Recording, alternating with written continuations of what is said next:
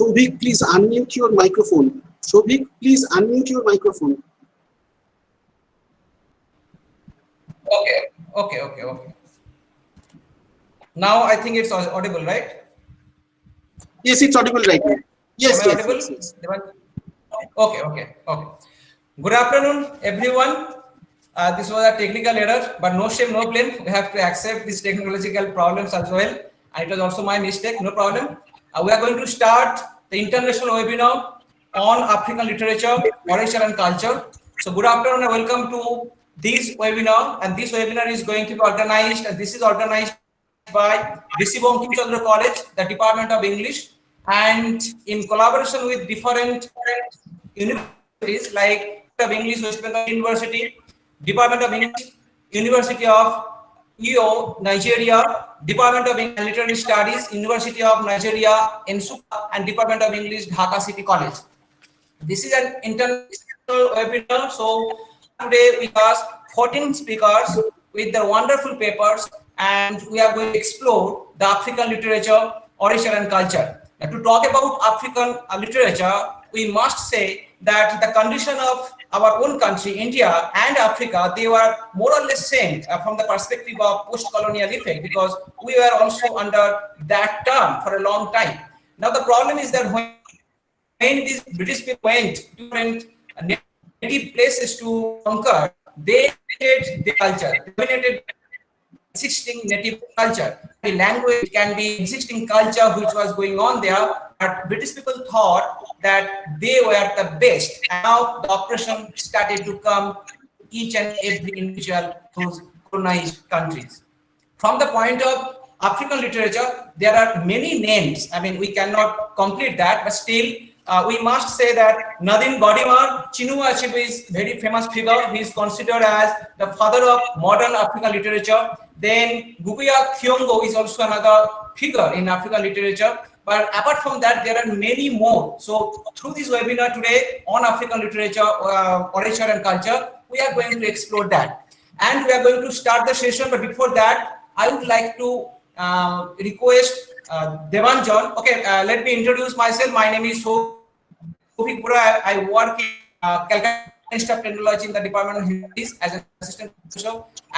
Debanjan Banerjee, he is also here to help program to conference program. He is working at the name. He's working in English. Bankim short.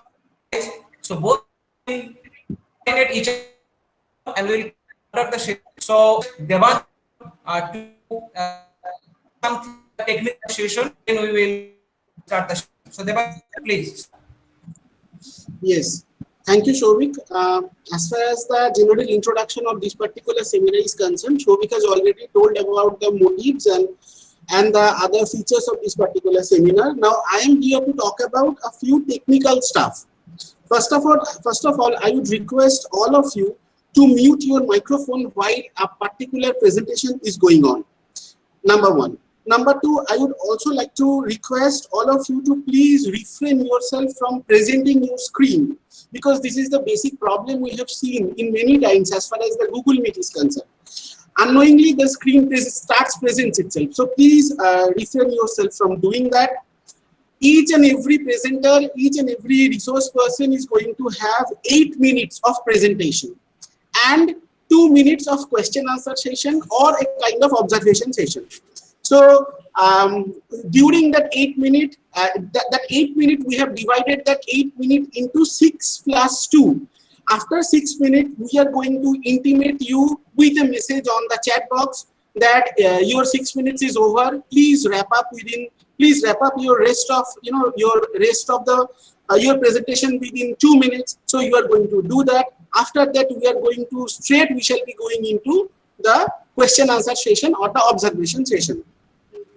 So as far as the questions are concerned, we initially have thought about the fact that after the speaker finishes his presentation, his or her presentation, after that, one by one, the other people who are present in this particular seminar can ask them questions.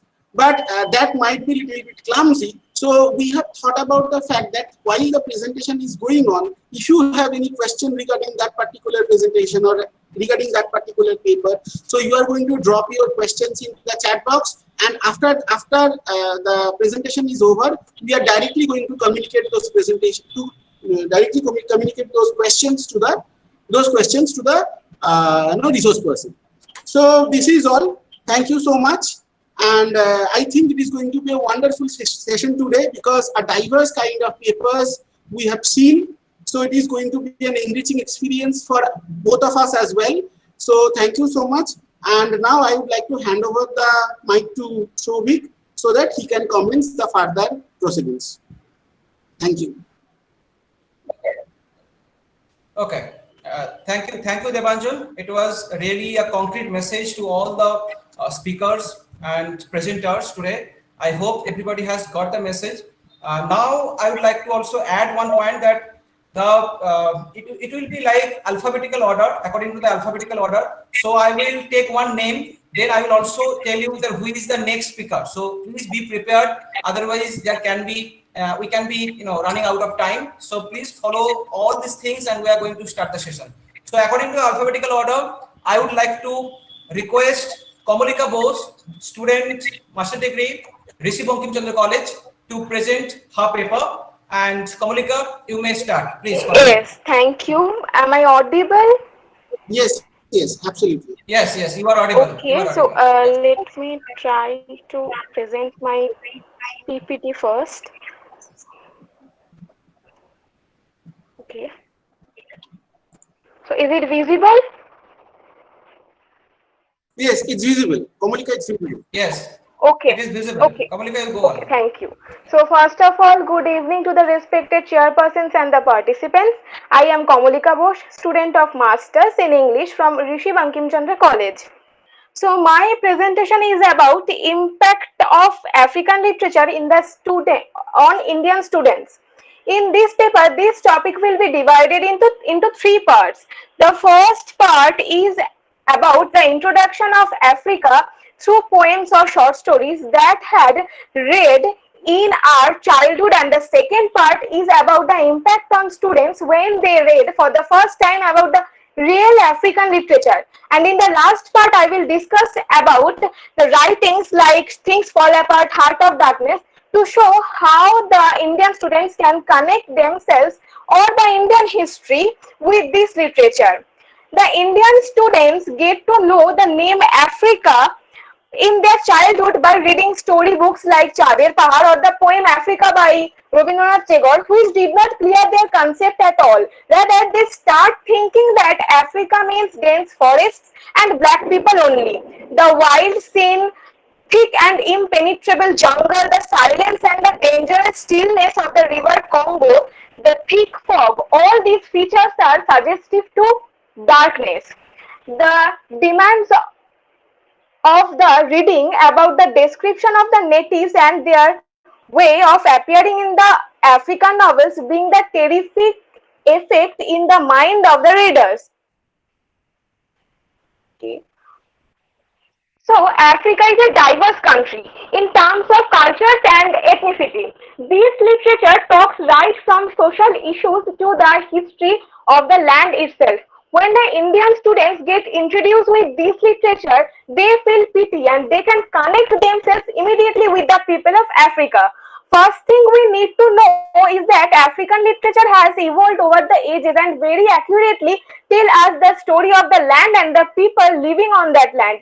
Maybe one of the reasons as to why these works are not very popular among youth is because they talk more about the darker emotions like pain, hardships and struggles.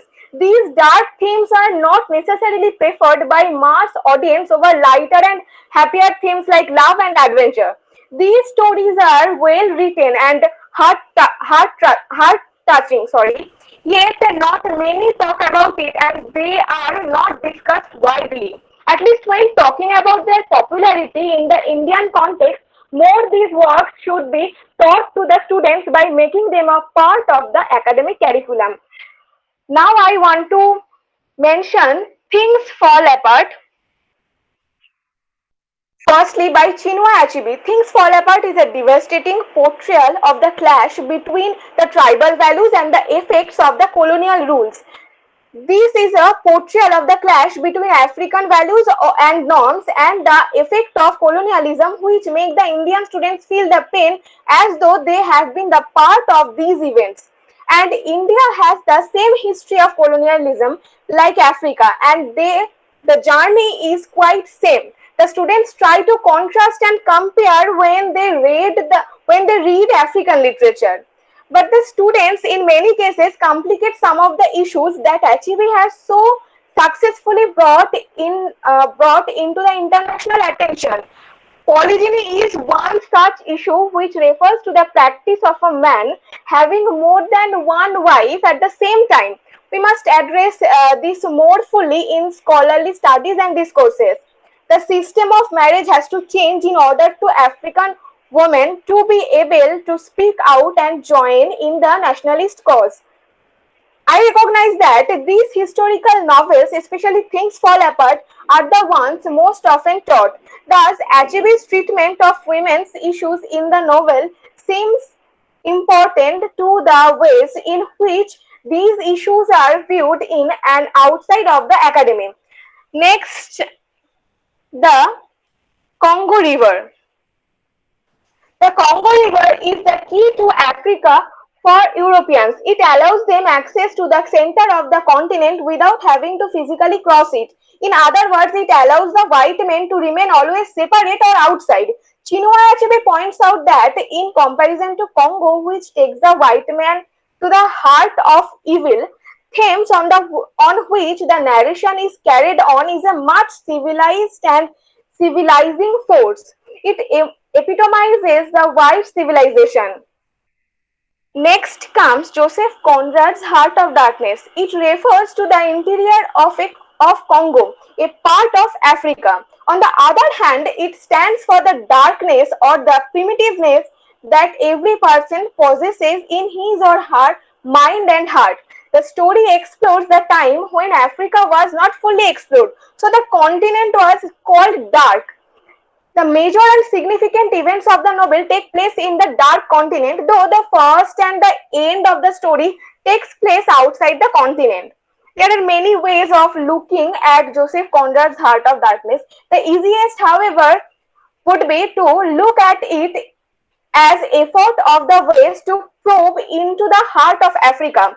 It must, of course, be admitted at the beginning that Conrad did not originate the image of Africa. It was the dominant image of Africa in the Western imagination that called Africa the Dark Continent.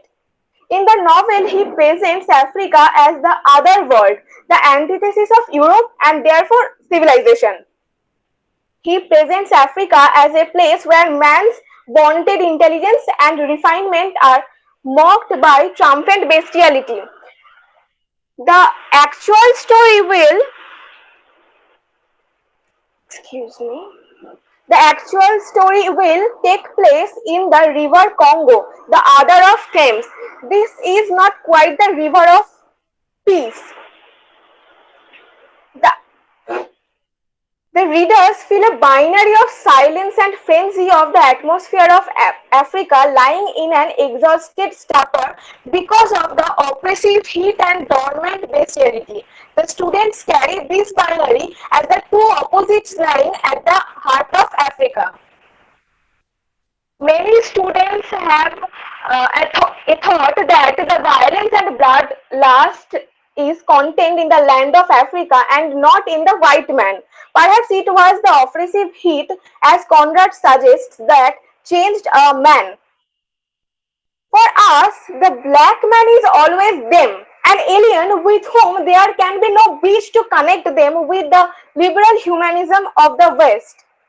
Lastly, we come to the language of the Africans.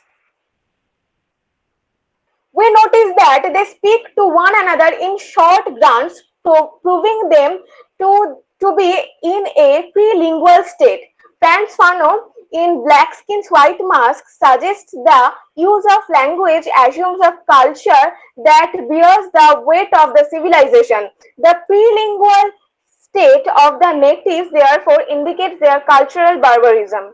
I want to mention the poem next, The Negro Speaks of River, which is a poem written written in 1920 by the American poet Langston Hughes, one of the key poems of a literary movement called Harlem Renaissance. This poem traces black history from the beginning of human civilization to the present, encompassing both triumphs and horrors.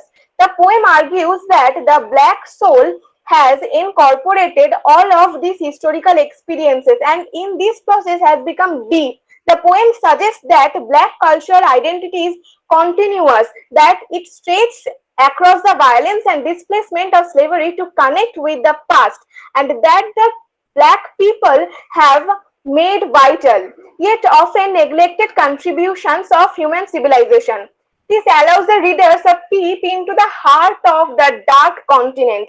It can be said that these writings lead the readers to think realistically and reflects the truth of colonialism imposed by England in Africa. The readers have seen Africa's suffering and pain caused by European colonization. The novel generally focuses on the moral conflicts of European exploration of Africa and how they regard Africans as primitive and immature to colonize them.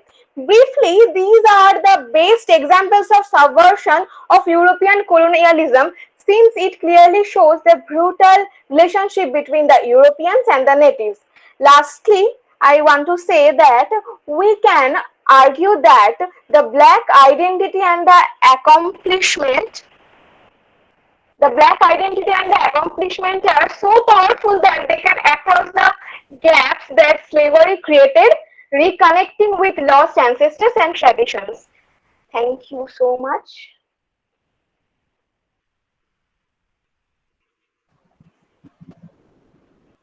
Hello. Okay, thank you, Kamalika, for your wonderful presentation. Is there any question in the chat box? No, till now there is no question in the chat box. So I am going to the next speaker. But before that, let me tell you that Kamalika has wonderfully pointed out that African literature was oppressed by the British imperial effect and also their dominant culture, quote unquote. And she has also referred to Conrad's Heart of Darkness, the portrayal of Africa as dark continent, and also the poem, The Negro Speaks of River, the realistic picture of Africa. So wonderfully, she has pointed out that how the impact of African culture on Indian students create, because from the childhood days we are being brought up listening to the terms related to Africa, but those are not the true picture. But at the same time, when we find the true dark side of Africa because of from the point of being oppressed, then we can relate to our own pain and suffering because we are also under British dominance. So African culture, African literature is also a part of Indian culture, Indian students' lives, and their connection to their literature. So thank you, Kamalika, for your wonderful presentation. So I would like to go to the next speaker, who is Soubhik Banerjee. He's pursuing master degree. No. Hello. Yeah, you can ask a question, but you haven't pointed any question in the chat box. So all of you are requested to have some question in the chat box so that we can address that immediately after the presentation of the paper. Anyway, you continue. Please continue. Okay, my question is, sir, what is the perceptual differences between Joseph Conrad's and Achebe in terms of culture of Africa? Okay, I mean, what is the perceptual differences? You are asking this question to Kamalika, who presented the paper, or you are generally asking this question? First, this is the question to the speaker. For the speaker. Okay. Kamalika, please give the answer, please. Yes, thank you for the question. Basically, there is an essay of Chinua Achebe, An Image of Africa, Racism in Conrad's Heart of Darkness, where he said that Conrad is a racist.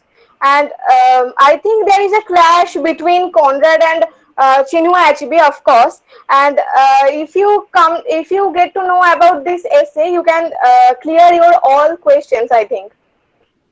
Is that all about racism or is that about lack of knowledge? I mean, Joseph No, Conrad may have some no, little knowledge about Africa. yeah, sure, yeah, of course. But I don't think I can't say that Joseph Conrad is has a lack of Being a knowledge. being I mean, being a local, poet, Achebe, may have a larger perspective about the African cultures than the yes, Joseph yes, of Conrad, course, of and we course, may be, of course. and we may be therefore categorizing him as a racist. It may be because of lack of knowledge he failed to cast deeper light on African culture. Or maybe Conrad wants to depict African as a white man. I mean, white man's burden, as you know, as we all know. Maybe We I know, think, yeah. Okay, yeah. okay, Kamalica. I mean, give your answer. I mean, what is your understanding about that question? So, give your answer, and we would also request our guest Tariq Yeah. Anwar. Please, you also contribute to the same question so that we can have a short discussion because we cannot have long time on this particular topic because there are many papers which will be presented. You understand that? So, Kamalika has given the answer. I hope you just conclude within one or two sentences. Then we can move to the next speaker. Please. Tariq Yes, Anwar, please. yes, I support Yes, yes. Achebe, and I think Conrad is a racist. Sorry, but yes. Okay. She has given her perspective because she has gone through the essay and she has a strong This is quite understanding a of that. large accusation, Kamalica. Anyways, I mean, Tariq and Kamalica may Anyway, have a discussion about all these things. And, Tariq, you are requested to get in touch with Kamalica. You can take her email ID so that, you can communicate about all these things, right? All right. okay. Right. All So right. both the perspectives we have got, Tariq Anwar has also given his own perspective, and that can be also considered when this topic comes into our mind. So thank you, both of you. Thanks a lot. Thanks a lot. I am moving to the next speaker, who is Subrata Banerjee, master degree in English, B.Ed, PGDLT, and he is independent researcher and ex-student of RBCC College, Naihati. So Subrata Banerjee, you are requested to present your paper. Please carry on.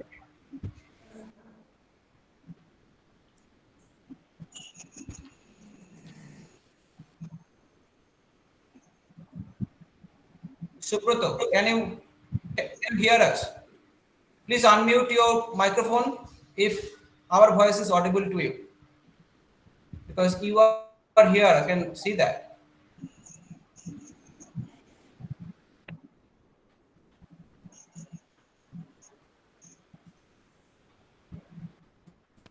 Debanjan, should Yes, we am I move audible? to the next? Okay, it has come back. Okay, no No, problem. no, No no, problem. no. Yes, He has come back. yes. Yeah. Yeah. Yeah. Okay. Good evening, chairpersons, and a warm welcome. Thank to you, all the the organizing audience, committee, for organizing such an eventful international literature, culture, and origin. The topic of my presentation is a comparative study of representation of Africa by Achebe and Conrad. Of course, the representations will be different as Chinua Achebe has depicted Africa, or represented Africa from a native orthodox point of view, and Conrad from a 18th century imperial mindset. Before I start, let us discuss how the world was viewed in the previous centuries. In the previous centuries, the dominant views on the world were on Eurocentrism. It looked upon the non-European entities as despotic, subservient, and servile. With rather, Europe was viewed in terms of culture, his religion, etc. In fact, Africa and Asia were at the receiving ends of this domination by European nations in the previous centuries. The famous guide, Sververte, in her Three Women's Text and It's possible to read 19th century British literature without remembering that imperialism, understood as England's social mission, was a crucial part of the cultural representation of England to itself.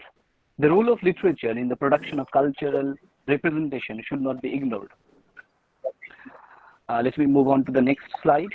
The dominant image of Africa. When we hear the term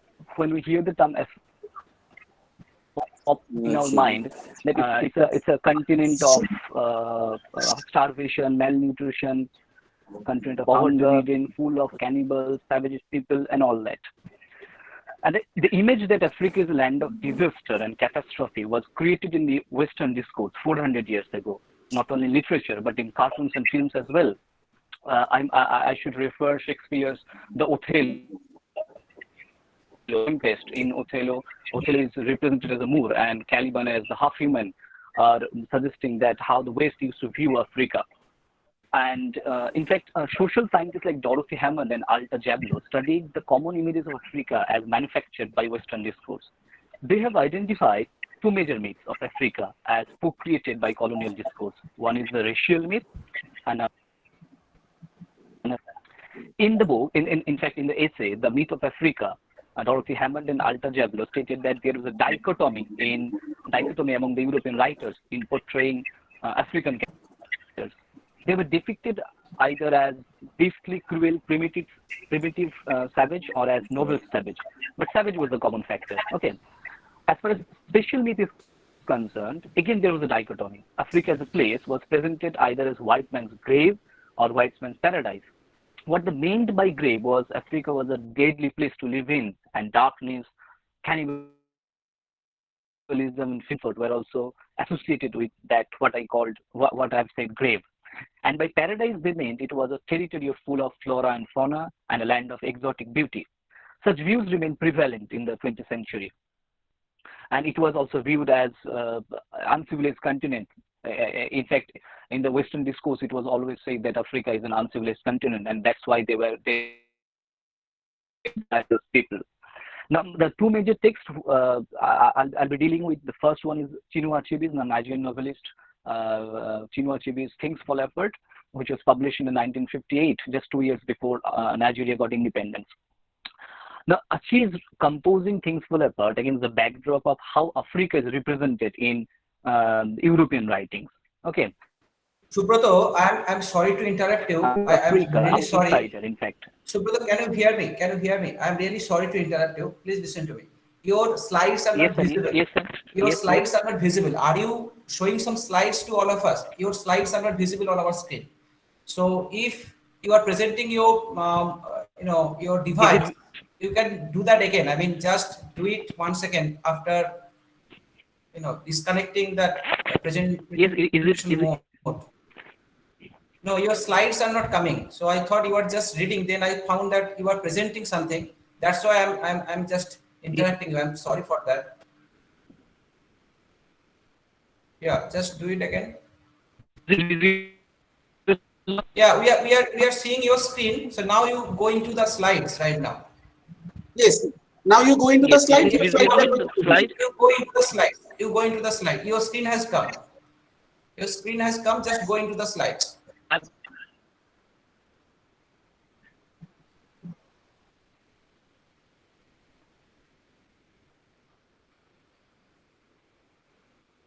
Is it visible now, sir? Is it visible? Yeah, it's visible. But that slide has PowerPoint presentation. Yeah, now it has come. You continue. It has come. Thank you. It has come. Okay. Continue. Please continue. Okay. Chinua Achebe is composing Things Fall Apart against the backdrop of how Africa is represented in European writing. In fact, he is depicting an insider and from an orthodox native point of view.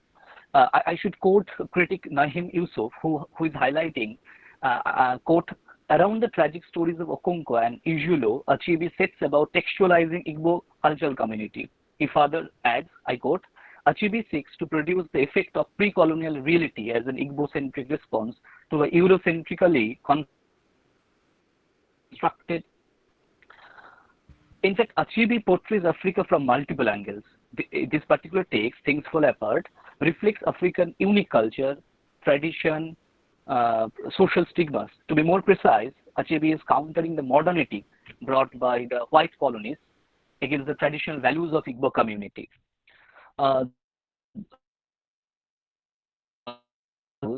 Plays a pivotal role in the novel in bringing down the Igbo community.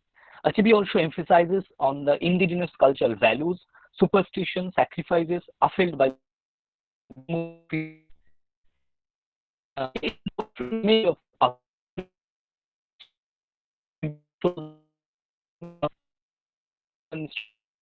for leopard looks upon himself as a masculine and thus gives up music stories as these are considered womanly in Igbo. And it is due to this orthodox viewpoint and fond of music and stories, Okonko's son converts himself into Christianity. But still amid these internal conflicts, Igbo community runs peacefully. Now, the second text that I'll be dealing with is Heart of Darkness by Joseph Conrad. As I have already said, the perspectives will be different. Chinua Achebe from a native Orthodox African, he will be representing Africa from a 18th century imperialist point of view.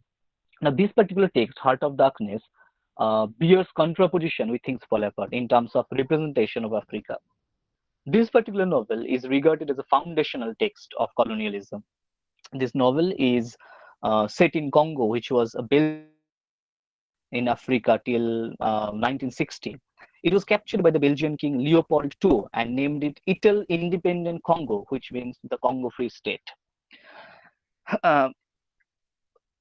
Conrad's representation does not have much difference in representation of Africa by, in fact, from his predecessors. Conrad carries on was discovered in the 15th century. So Conrad is carrying on the 400 years of legacy of portraying Africa from a Eurocentric point of view.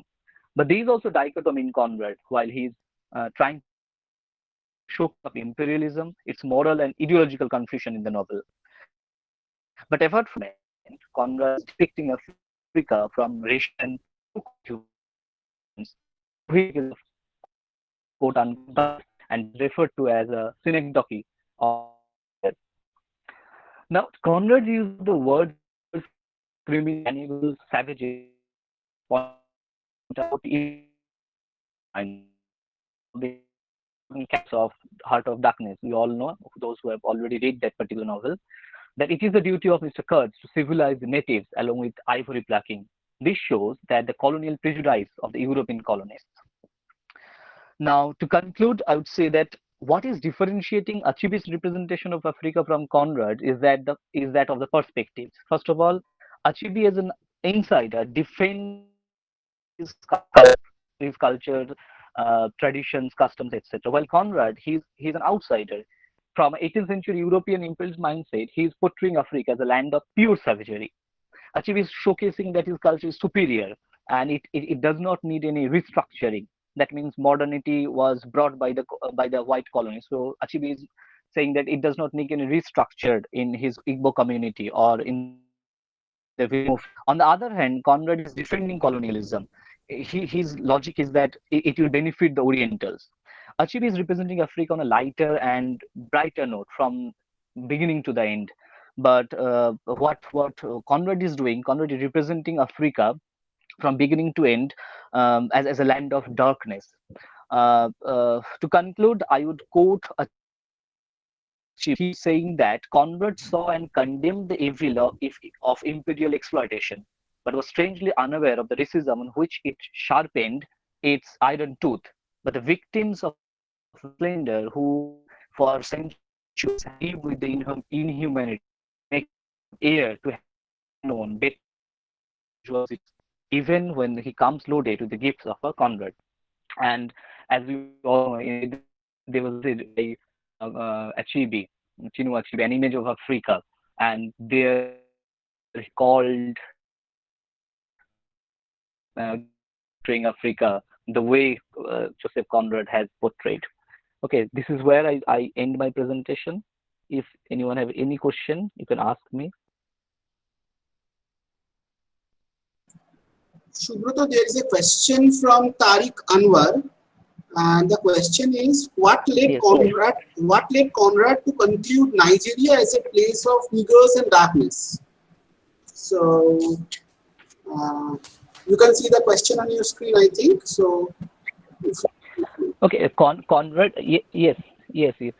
Conrad, as he had already visited, as he had already gone to the Congo River and he had personal experiences, and as I've already mentioned in the presentation, that he had that colonial imperial, 18th century imperialist mindset.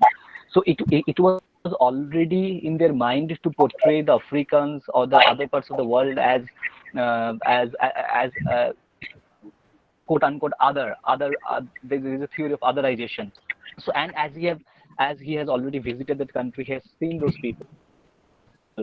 In mind, those things are working. Those pro-colonial imperialist mindset. So, if those people would have been fair, much more handsome, novel, still because Eurocentric view was already in.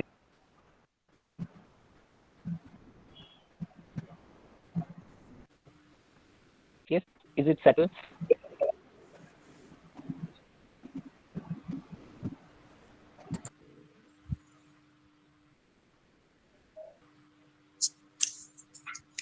Subrata, have you completed your answer? Or it can be your network issue. Yes, I've completed my answer. Subrata, I think Subrata has completed. So again the same question, same type of question, but I hope Subrata has made the point. Now I also want to know from Tariq, have you got the answer from Subrata Banerjee? Yes, sir. I'm listening, sir. Okay. Is there anything you want to say, or you got your answer? See, my point is, sir, my point is very clear that categorizing somebody uh, as a racist, it's a very narrow depictions about somebody or some culture. Yeah. My question is, related to It's related to anthropology and psychology. Okay. Conrad maybe concluded very or jumped to the conclusions and concluded that Nigeria is a place of niggers and darkness because he has got a less knowledge of human perspective and nature. I think because of this reason, he had jumped to the conclusion Okay. that Listen this to me. place is a place Correct. of Yeah, I got niggers. your point also. But we are not supposed to debate on this topic. But still, I just want to know, because you are also studying anthropology or something like that. So I just want to know one thing, that because of the lack of the knowledge, when someone calls someone's culture as darkness, Yeah. is it right approach? Is it right approach? I just want to know that. Because of the lack of the knowledge, because you are confessing that it may be the lack of the knowledge. When Chinua Achebe is calling Conrad as thorough racist, going racist, then I mean he can also be justified. What do you think? Isn't it? Tariq?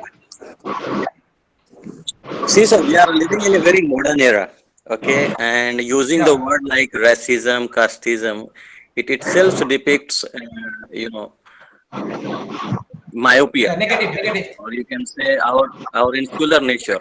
So I think instead of uh, describing somebody as a racist or casteist, I think in itself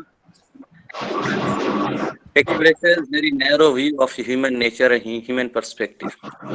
I think we need to dig deeper about the human nature so that we can defy Conrad's point of view very logically. This is my point Okay, of you view. are I'm not finding a getting into logical any element in detail. Conrad's point of view, right? Okay. Yeah. You are finding a logical element in Conrad's point of view. I mean, all the speakers, I mean, Kamalica Bose and No, no, I'm Subrata, not they finding are any also finding logical. logical I am not elements in finding the. any kind of logical. Sir, please. Yeah. Sir, I'm not finding any logical view when he says somebody that this culture is very racist or this man is a very racist. This sentence or this statement itself is a very, very narrow in its nature. What I mean to say is that in order to dig deeper about the human nature, we must, analyze human nature, not from the, religion and caste point of view, but from a very psychological and anthropological point of view. We must dig deeper into the mindset of the human nature. Okay. Okay. May I say something? Only then we can have a May I greater say something? perspective about the nature. Sudipta Banerjee. Actually, I will be saying Continue.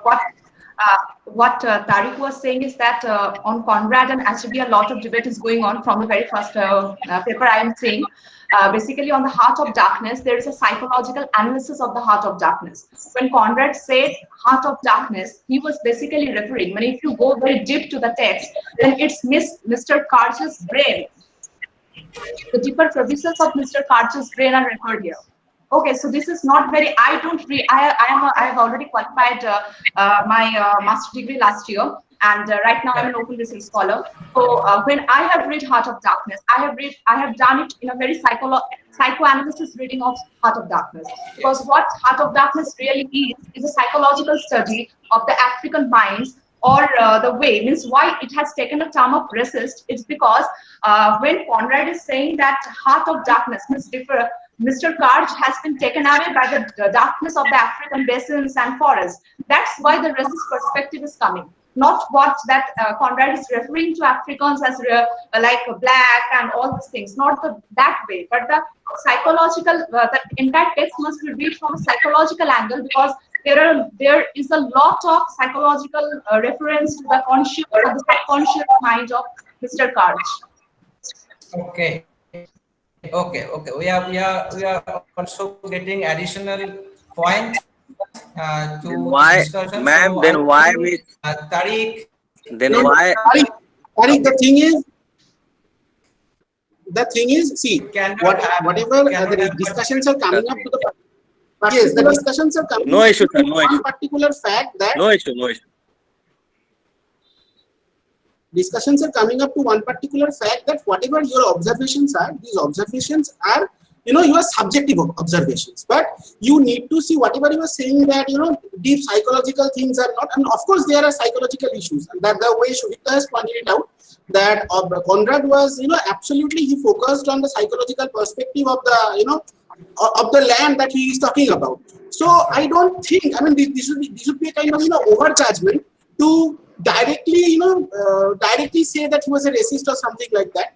But and he was not. If he said something like that, then it should be, you should see that as an objective from the perspective of an objective perspective. You should not see that from the subjective perspective. I don't know if I have made myself clear or not. Yeah, it was.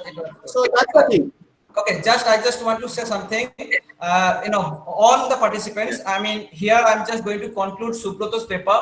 As far as Subroto's paper is concerned, let me listen to me very carefully. Subroto's paper is concerned, Subroto has pointed out a quote unquote of Achebe, who told Conrad, who condemned Conrad as a thoroughgoing racist. And for that, he has also pointed out in his paper. So he has wonderfully shown us that how, suppose in Othello, in Tempest, like Caliban, all these characters were presented, and then how the real picture started to come after 400 years of misinterpretation of Africa in European culture. So it was quite well organized in his paper, and if there is any other question on his paper, you can come up with that. But regarding this topic, this debate, we can have a session on debate like Conrad's attitude and then Achebe's attitude. But still, thank you very much to everyone for your wonderful contribution. I would like to go to the next speaker, who is Soubhik Banerjee, research scholar, West Bengal. Please, continue your paper. Am I audible and visible? Yes. Yes, you are audible. Good afternoon, everyone. I am Soubhik Banerjee, an open research scholar. I feel blessed to be a part of this two-day international webinar on African literature. Thanks to the organizer for giving me the opportunity. I feel sorry that I will not be able to read out my full paper in detail due to time constraint. So I will try to cover all the important points in an abridged manner. My entire paper is divided into 3 parts. I'm not going to the title because the title was already given in the brochure. The paper is divided into 3 parts. Number 1, position and changes of women in pre-colonial, colonial, and post-colonial Africa. Number 2, portrayal of women along with her crisis in African literature with reference to Achebe, Thionga, and Akachi Adimora Ejibo. And number 3, trying to view the entire episode from the angle of sex, gender, and nationhood, along with a slight touch to the idea of Black feminism. In the chaos and confusion of those ancient eons, when the creator, rolled by his own discontent, shook his head violently and destroyed, again and again, his primal creation caught in the vortex of his impatience and disapproval, the ruthless arms of the primordial oceans, snatched you, Africa, from the breast of the primordial earth. These lines are from Ode to Africa by Rabindranath Tagore. These lines are Tagore's invocation of Africa. Tagore here is musing Africa as an absolute source of some energy and power that is to be harnessed. Something unbeatable, unfathomable, unchallenged, unparalleled, the creation of which has left the creator too amazed. That's the picture of Africa, a land that is yet to be known, rather a kind of mirage. The more you seek, the more it becomes unreachable. A land whose description can move one's imagination. Such a land definitely has a lot of heard and unheard stories. I am rather more interested to explore its people and not the land. To be more precise, the stories of the mothers, of the daughters, of the maids, of the wives, of the sisters. A land and its own are the subject of this paper. What happened to them when the master came to groom their mane and their place? What were the stories when there was no master or anyone to teach them? What were their responses when suddenly they are clubbed together under the umbrella of global sisterhood? This paper tries to look at all these issues and revisit them. There is no particular starting point while rereading women in African literature. Let us take a look at the history of the change of narratives. It is conspicuously evident and the image of female in African society is hardly the vacuous, defeated, and insipid creatures that pictured early Victorian writing. One can quote the lines of the poem by Coventry Petmore, how artless in her very art, how candid in discourse, how sweet the concord of her lips and heart, how subtle and fancy-free. That is an image of an ideal Victorian woman. The picture of the African woman of early and pre-colonial years is one of capable individuals characterizing a distinct persona. The Western literature and teaching have produced the general understanding that European culture liberated African women through the introduction of Christian monogamous marriage. But it is proved fact on African culture that political power and economic independence, elements that were outside the group of Victorian women, were part of the tribal life of the African woman. The earliest history of the land of Nigeria records the presence of Hausa queens like Amina, queen of Zaria, who succeeded her father as ruler and conquered the surrounding regions and maintained control for 34 years before colonization. Yoruba women of the Oyo kingdom held high political rank. The ladies of the palace were 8 princes and 8 titled women, including Iya Oba, mother of the king, Iya Lere, royal treasurer, Iya Legaban, crown prince's mother, and Iya Maud, guardian of royal grapes and medium of royal spirits. The Omu was in charge of the woman in village with her chosen ilogo, that's cabinet. Women are also organized in associations like Inimidi, wives of a lineage, and Unwada, daughters of a lineage, that cited as peer groups. During the Mikuri rules were about farming, livestock, and the market. Women discussed problems about men, strategies for solving them, including sexual, housework, or childcare strikes, were arrived at collectively. The Igbo has a dual-sex political system. Every major official has a female counterpart known as his mother, who took precedence over him at court and supervised over his work. Another women organization is the age grade organization. Girls of the same age group formed out Umu Agboho, group of eligible girls, as a preparation for marriage. They had a coming of age dance, which was the high point of their lives.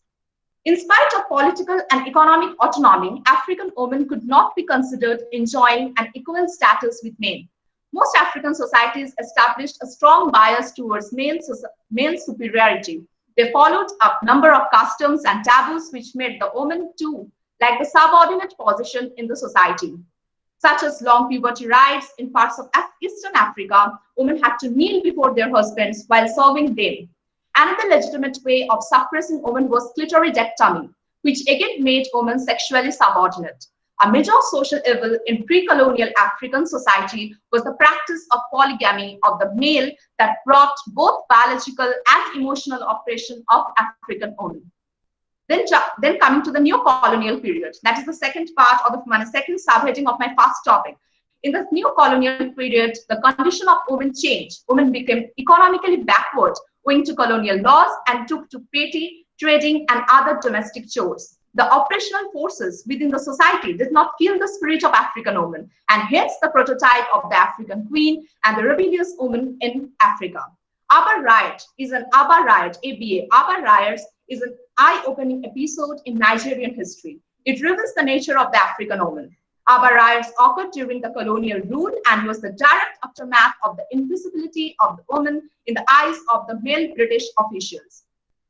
With the incursion of the British system of administration into the African society, African women came under the hegemonic Victorian principles on women's lifestyle and character. The British recognized the male monarch Obi, but the female counterpart Omu was relegated to the background. It was this usurpation of women's political role that was cause of Ogu Woman Wani or the Aba Riots, recorded in history as Women's War in 1929. The title-taking ceremony that was earlier preceded by Omu was now being taken over by the church as the newly bestowed titled Misses were conferred upon women, which was considered as a marker of status in new African social framework. Further, the colonial marriage laws undermine her status more. The colonial marriage law leaves her to the custody and control of her father, guardian, or husband. Their lack of ownership of land left them completely dependent on their male folk.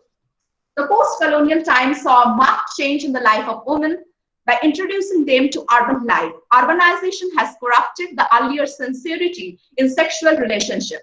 The woman found herself in an awkward position with one weak force trying a new world which had attracted many men. Some of the daring women joined the new world, but many remained at home with the cultural heritage they knew and the warmth of the family and mates. Coming to the literary perspective of my paper, that is the second topic. If the colonialist image of African woman as the dark and passive form was prominent in many male-authored texts, while the works of women writers bring out the self-assertive woman in Africa. Their writing focuses on the subversion of the ideologies, structures, and institutions that have facilitated gender discrimination.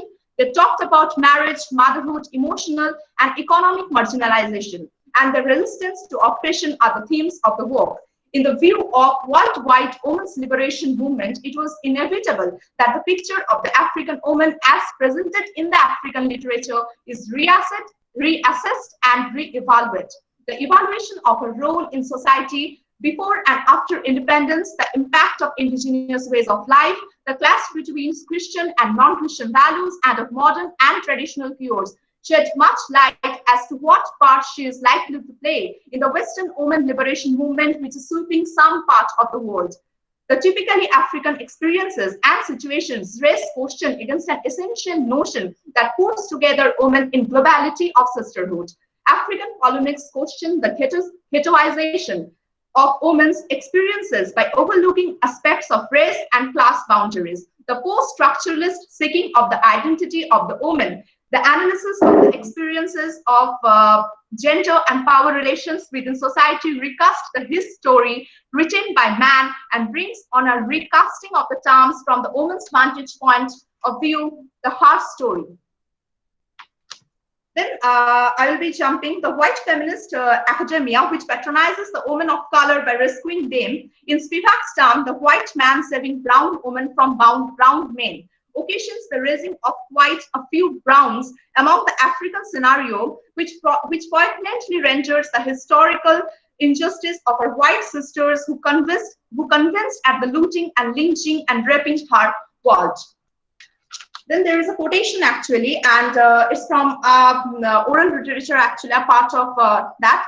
after drinking and carousing on my sweat, rise up to castigate and castrate their men folk from the cushions of a world I have built. Then I'll be quoting some more lines from Song of Duanyo by Okot P. Bitek in order to show the crisis. There is a character, the woman character or the female protagonist is saying, husband, now you despise me, now you treat me with spite and say I have inherited the stupidity of my aunt, you insult me. Because the husband has been taken away by colonial system of education and a kind of urbanization. Then coming to the theoretical angle, as I have already received the notification in order to wrap up, empire has always been a rest project. As a result, there is a systematic effacement of women from the studies of colonialism. Colonialism is always treated as a masculine adventure. The colonial dominance is extended to the landscape and women, both their own as well as native. A woman is always doubly considered, doubly colonized by patriarchy. Number one, by patriarchy, and number two, by colonialism. The women of East or colony experience colonialism differently from men. Even the European women have different opinions and views regarding colonialism than that of a colonial man. Many European women saw the colony as a possible site of their emancipation. They fought their gendered battle, seeing colony as the possible site for their activities. They built connections with native women, often excluding men, both native and European, from this sisterhood. When Spivak reads canonical women's works such as Charlotte Bronte's Jane Eyre, 1847, she shows how an imperialist axiomatic determines the heroine's move from a counter family to a legal family. Thus, there lies the crux of my paper, where I tried to study the formation of nation and nationhood with women roles as well as colonized and Black African women crisis with the onset of colonialism and the recent trends of global feminism. This stands in close connection to Black feminism, a wave that challenged both patriarchal conventions as well as Western theory of feminism, thus proclaiming sisterhood, but within the community and not the global. Thank you. I'm sorry that I'm unable to read my entire paper. It was a huge paper, actually. I didn't know that I have only 8 minutes to read. No problem. Thank you very much. Thank you. Thank you, sir. Thank you for your paper. Is there any question? Is there any question on the paper? Till now, there is no question, so I must say that really enough the two actual paper narratives which are based on different types of illusions, and those masterpieces while creating those narrative, they were actually left, and till 1960, in the literary field also they were marginalized. And it was like you have told us that a wave of feminism which questioned patriarchal notion as well as the normal feminist approach or attitude towards life. So wanted out any question, come up with a question, because we have to otherwise move to the next speaker. So Soubhik Banerjee, thank you once again for your paper. Thank you very much. Thank you, sir.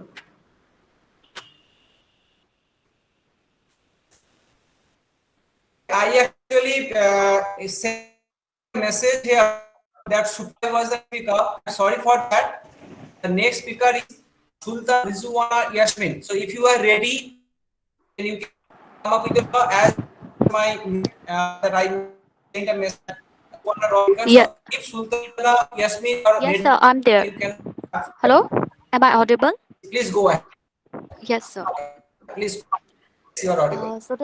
Yes, sir. So the title of my paper is A Study of the African Oral and Written Culture, the Skeleton of the Modern Literature. African literature in its written form relies heavily on oral literature. By O.R. Darton. The concept of an oral literature is an unfamiliar one to most people brought up in cultures which, like those of contemporary Europe, place stress on the idea of literacy and written tradition. Africa possesses both written and unwritten traditions. Their unwritten forms, however, are far less widely known and appreciated. Such forms do not fit neatly into the family categories of literate cultures. They are harder to record and present, but many writers were aware and worked in a conscious way to preserve their literature. Oral traditions contain cultural information about the past, carefully preserved and handed down from generation to generation within a tribe. To tell the untold through the lens of an African, Orality as a hallmark in African literature does not just provide a literary mind to be exploited by writers, but then it is an attempt to save the culture from being swept away by the Western tide. Language cannot be reduced to a mechanic device with which objects and subjects are neutrally transformed into words and arranged as disinterested social conventions. Precisely, a bridge between the individual and the world is built through the meaning making process that communication entails. This paper examines the origin, evolution, and emergence of oral literature as an academic discipline in Africa and its place in the humanities. It draws attention to the richness of indigenous knowledge contained in oral literature. Oral traditions incorporate the cultural knowledge of many ancestors at multiple levels of signification. African literature consists of a body of work in different languages and various genres, ranging from oral literature to literature written in colonial languages such as French, Portuguese, and English. So, in a positive light, the post-colonial theory is a veritable discourse that critiques the cultural and epistemological marginalization of the erstwhile colonial regions, specifically Africa. The following pages will demonstrate that the African literary and cultural past cannot be reconstituted but only reclaimed, and that the linguistic, thematic, and aesthetic hybridity this presupposes must be embraced to give African literature the freedom it needs to contribute its full quota to the universality of literature. And post-colonial literature is a synthesis of protest and imitation. The Africans, in spite of their modernity, have not been completely removed from their roots. Africa needed to evolve a literature that will not be an imitation of the literary norms of Europe. It is therefore not surprising that authors of protest literature advocated a literary endeavor whose style, language, aesthetic standards, and concerns were required to be different from those of the colonizing powers who were seen as having subjugated them and undervalued every aspect of their lives. The desire for originality was thus to become the prerequisite for authentic African literature. Though the traditional literature of Africa is oral, but ever since Africans came into contact with the European powers and Western culture, they have produced literary works in colonial languages. Henceforth, a lot of criticism popped up with the uses of European languages while writing African literature. The problem was brought forth by Obia Jonwa Wali, who claimed that African literature in a European language could be classified as African, and went on to declare that to be truly African, African literature must be written in African languages. Wali expressed his views in his controversial essay The Dead End of African Literature, which is considered a hallmark in the field of African modernity. Additionally, Wali argues that it is necessary for literary critics to learn African language before analyzing African literary texts and producing theories about their meanings. However, the lack of a written medium is balanced by Africa's rich inheritance of oral literature.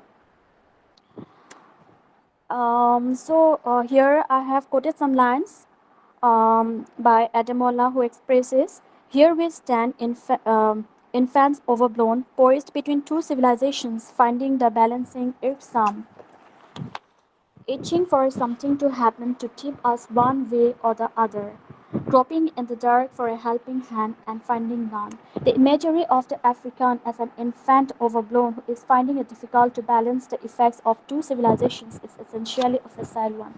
The impression is further created that the persona lacks initiative and is simply itching for something to happen. Such notions have been propagated by the erroneous idea that it is unacceptable for an African to imitate practices and values which were originally European, even when such invitation is realistic and pragmatic. So, oral history is a form of West African oral tradition. It is a recording, preservation, and interpretation of historical information based on the storyteller's personal experiences and opinions. It often takes the form of eyewitness account about past events, but can include um, folklore, myths, songs, and stories passed down over the years by word of mouth. Although written history existed for centuries in West Africa, most writing was in Arabic, and majority of people did not read or write in Arabic. So the transmission of knowledge, history, and experience in West Africa was mainly through the oral tradition and performance rather than on written text. Oral traditions guide social and human morals, giving people a sense of place and purpose. The griot is a storyteller and oral historian in West African culture. The griot is the keeper of facts and important events of his time. It is his responsibility to pass this knowledge on to the future generations as well as that of past times passed down to him by his ancestors. Originally, the griots were court musicians who sang at weddings, naming ceremonies, and religious celebrations. Griots also advisors, ambassadors, negotiators, mediators, and advocates of the king to his allies and noble families. Griots are entrusted with the memorization, recitation, and passing on cultural traditions from one generation to the next. So oratory can also be termed as verbal artistry or in Achebe's mother tongue, Oka, Oku, speech artistry. The use of language is one of the aesthetic aspects on which the beauty of Achebe's novels are built. The typical use of the English language termed as Africanization of English can be regarded as another way of refining the author's style. So Agaturji puts forth in this regard the style of Achebe's fiction draws heavily on the oral tradition of the Igbo people. He weaves folk tales into the fabric of stories, illuminating values in both the content and the form of storytelling. Chinua Achebe is a prominent African writer who seems to go beyond the Western literary tradition and canons by outstandingly working out a model of art novel that is specific to him and to the African writer in general, and which is definitely enabled by his hybrid cultural heritage. So, in this regard, Paul Burns asserts that in Things Fall Apart, author Chinua Achebe represents a complex and sympathetic portrait of a traditional, that is, Igbo village in Africa, not only to inform the outside world about Igbo cultural traditions, but to remind his own people of their past and to assert that it contained much of value. All too many Africans in his time were ready to accept the European judgment that African had no history or culture worth considering. So I'm unable to finish my paper. Um, so, am I audible? Yes, yes, you are audible. Yeah, Yes, I have yes, been yes. asked to wrap, You are audible. wrap up, so I'm just ending. Okay. Yeah, just conclude. Yeah, Yeah, yeah, sir. So can I yeah, continue? conclude. Yeah, no, Okay, just so conclude with a. Yeah, Sorry, yeah, just conclude. so I conclude. was just trying to speak something on oral literature. What was it? And then oral literature, it is by definition dependent on a performer who actually formulates it in words on a specific occasion. Okay. So the case, like the Okay, conclude this particular point. so How long you want to continue? How long? so another 2 minutes. Okay, okay. Just wrap it up with 2 minutes. Okay, sir. Okay, No sir. problem. Continue. So it's oral literature is by definition dependent on performer who formulates it in words or on a specific occasion. There is no other way in which it can be realized as a literary product. In the case of written literature, a literary work can be said to have an independent and tangible existence in even one copy. So that questions about say, the format, number, and publicizing of other written copies can, though not irrelevant, can be treated to some extent as secondary. There is a distinction between the actual creation of a written literary form and its further transmission. The case of oral literature is different. The connection between transmission and every existence is a much more intimate one, and questions about the means of actual communication are of the first importance. Without its oral realization and direct tradition by singer or speaker, an unwritten literary piece cannot easily be said to have any continued or independent existence at all. So I'm just about to conclude. So let me speak something on culture. Culture has many dimensions, and literature reflects the society and the culture of an age. So literature, especially that of the post-colonial countries, is a reflection of their once cherished and lost culture. There is a loss of identity, and through literature, there is a quest for new meanings in old culture. Culture and literature are indispensable. Eliot, in one of his essays, says that there is a dynamic relationship between the old and the new. Eliot, he also further argues that which is modified by the introduction of the new work of art among them. He went on to observe that whoever has approved this idea of order of the form of European of English literature will not find it preposterous that the past should be altered by the present as much as the present is directed by the past. Culture and experience become the essence of literature. To quote Bakhtin here, literature is an inseparable part of the totality of culture and cannot be studied outside the total cultural context. It cannot be served from the rest of the culture and related directly to socio-economic or other factors. These factors influence as a whole and only through it in conjunction with it do they affect literature. The literary process is a part of the cultural process and cannot be turned away from it. The role of the African writers has been changed with the destruction of traditional African values by European colonialism and Christianity. Sir, did you say something? Okay, you have finished, I think. I think you have finished, right? Sir, almost. Have you No, finished? sir. Just one more paragraph left. Almost. No problem. No, I heard you speaking something, so Okay. it's okay. And actually, we are Okay, in no a problem. time Just constraint. I thought, African literature has been unduly yeah, influenced by you know, colonization, which resulted in a form of suppression and an outburst against it. It became a recurring theme thereafter in the writings of African writers. African literature thus presents the readers the aspect of cultural hybrid in which African and European concerns are inextricably mixed through the chord of a common language. African writers had a kind of strong belief that there is a special African manner of feeling which radiates well through the words. Africans produce their own literature mostly as a reaction to the novels by the Europeans.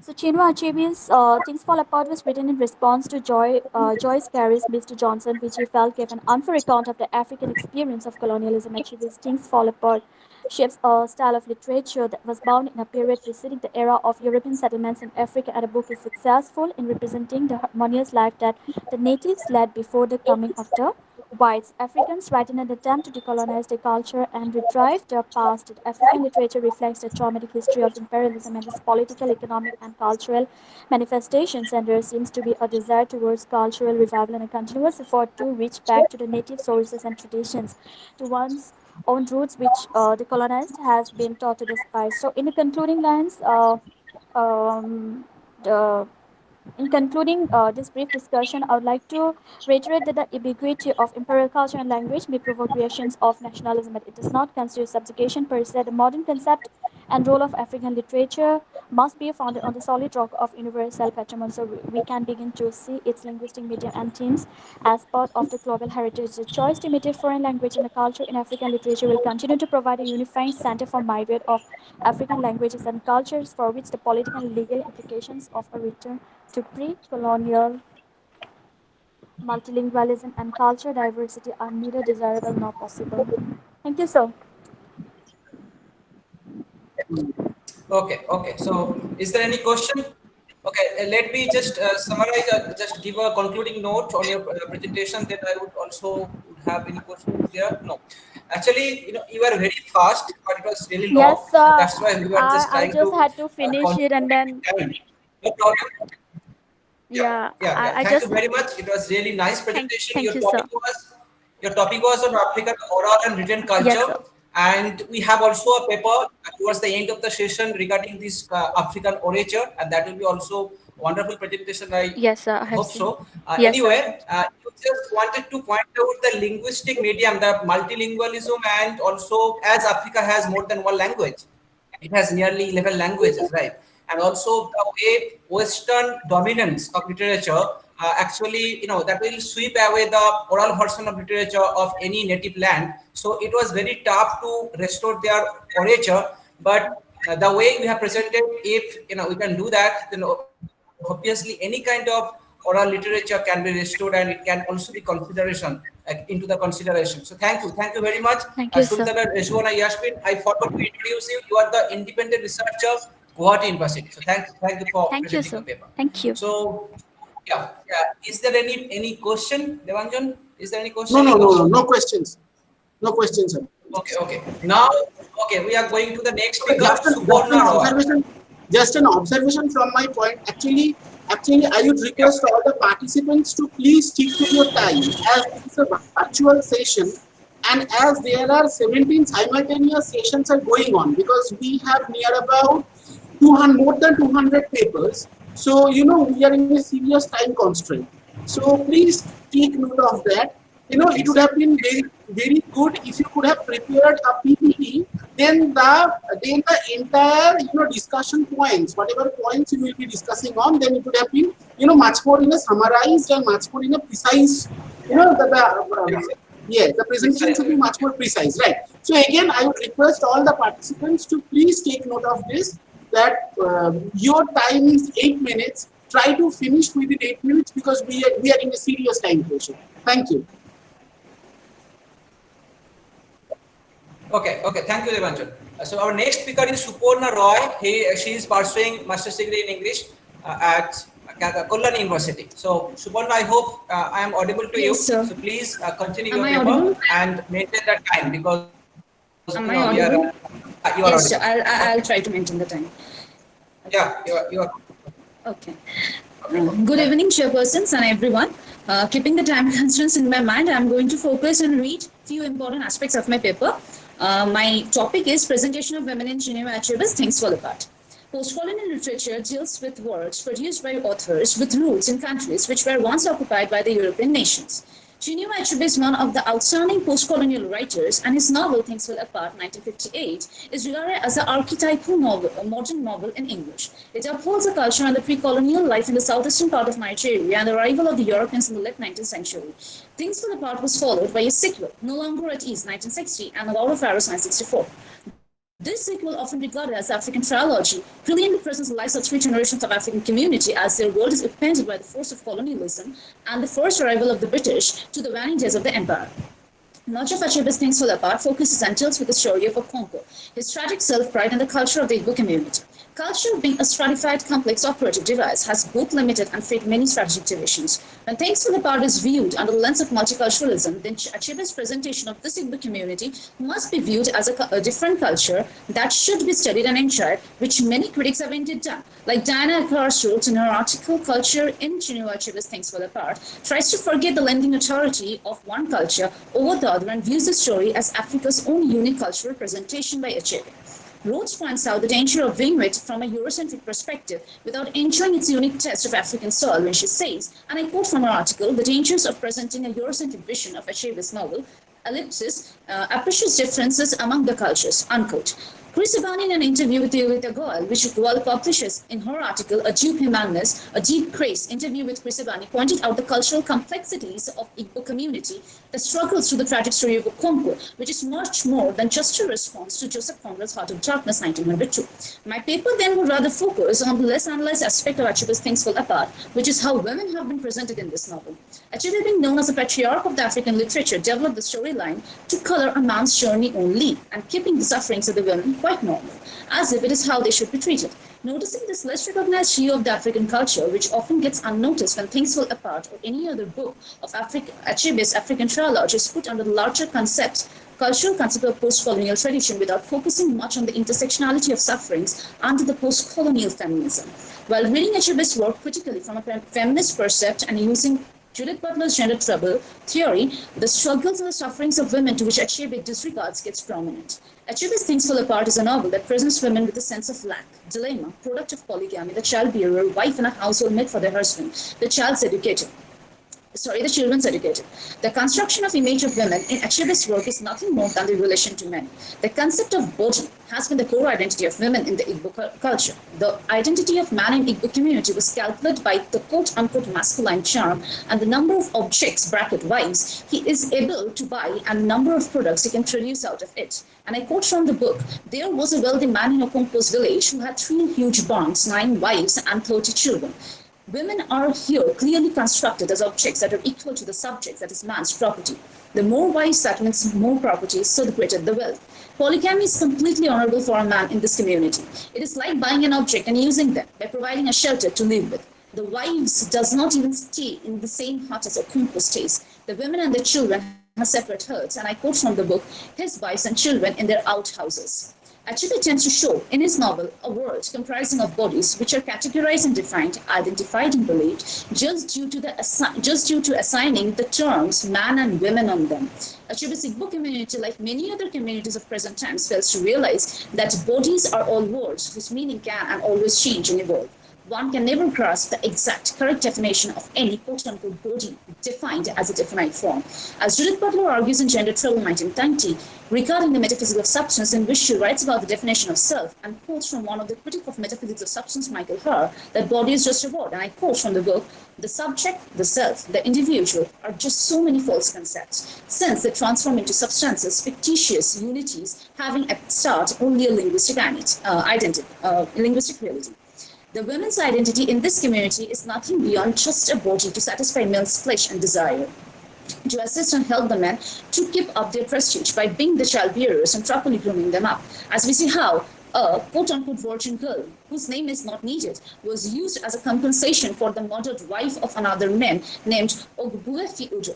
And I quote from the book, the girl should go to Ogbuefi Udo to replace his murdered wife, a product in replacement of another product. In Things Fall Apart, women's definition as patriarchy imposes is nothing beyond body, chest, virgin, ultimate mothers. This concept makes it clear why Annie played a greater part in the life of the people. Annie means earth, and earth means fertility and production, which is the only way how women were treated. In such patriarchal setup for women, their roles, behavior are also limited and marked. Women cannot behave or perform whatever they like when Enzyma sat with his father, Okompo, he scolded her and said, sit like a woman.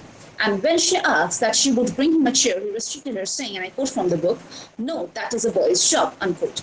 Achebe obliterated any possibility beyond heterosexual marriage, and this marriage grew from their childhood understanding of male with immense masculinity and females with femininity for continuing the community, and hence was very insulting for the women, as they were sold in accordance to how much quote-unquote ripe, quote-unquote fresh they were for marriage. When men came to see and purchase the women products, they decorated their bodies with jewelries to be attractive along with their natural ripeness. And I quote from the book to emphasize the statement, she was about 16 and ripe for marriage. The suitor and his relatives surveyed her body with expert eyes as if to assure that she was beautiful and ripe enough.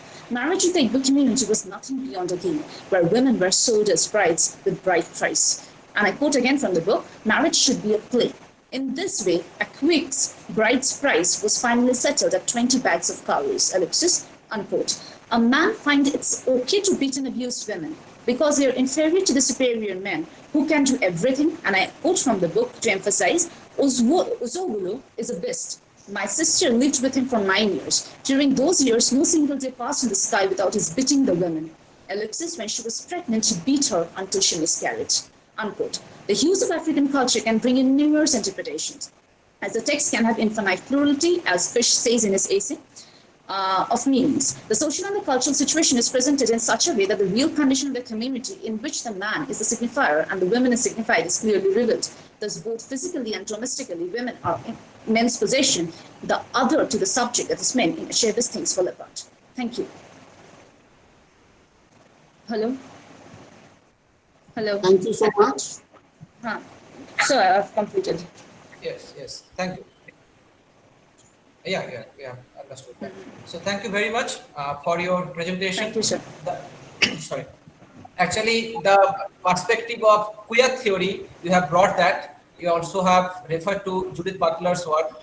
And thank you for doing that, because without that type of discussion or a presentation of paper, we cannot create the awareness which should be there in the society. It is not only in the African literature or African country. The situation is everywhere, the same situation, because you are 16 and ripe for marriage, I mean, quote unquote, which you have pointed out. And this scenario is everywhere. I mean, the same thing. Okay, throughout the whole world, I hope so. So the perspective which you have pointed out, it's really is of a great importance, and the oppression of women, that was already there, but also to think about that from the point of queer theory, you have done a marvelous job. Thank you very much. Thank you, sir. Is there any question on this paper? Is there any question?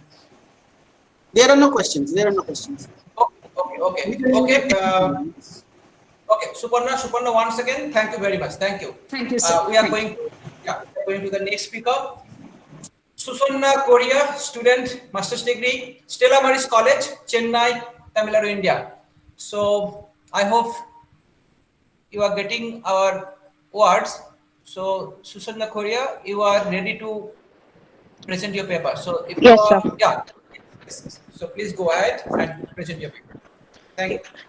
Good evening, chairpersons. Good evening, fellow participants. I'm going to present a paper titled Everything is Here, and I'm going to focus on the portrayal of urban space in Ghana in Kwabena Ganash's movie Azali.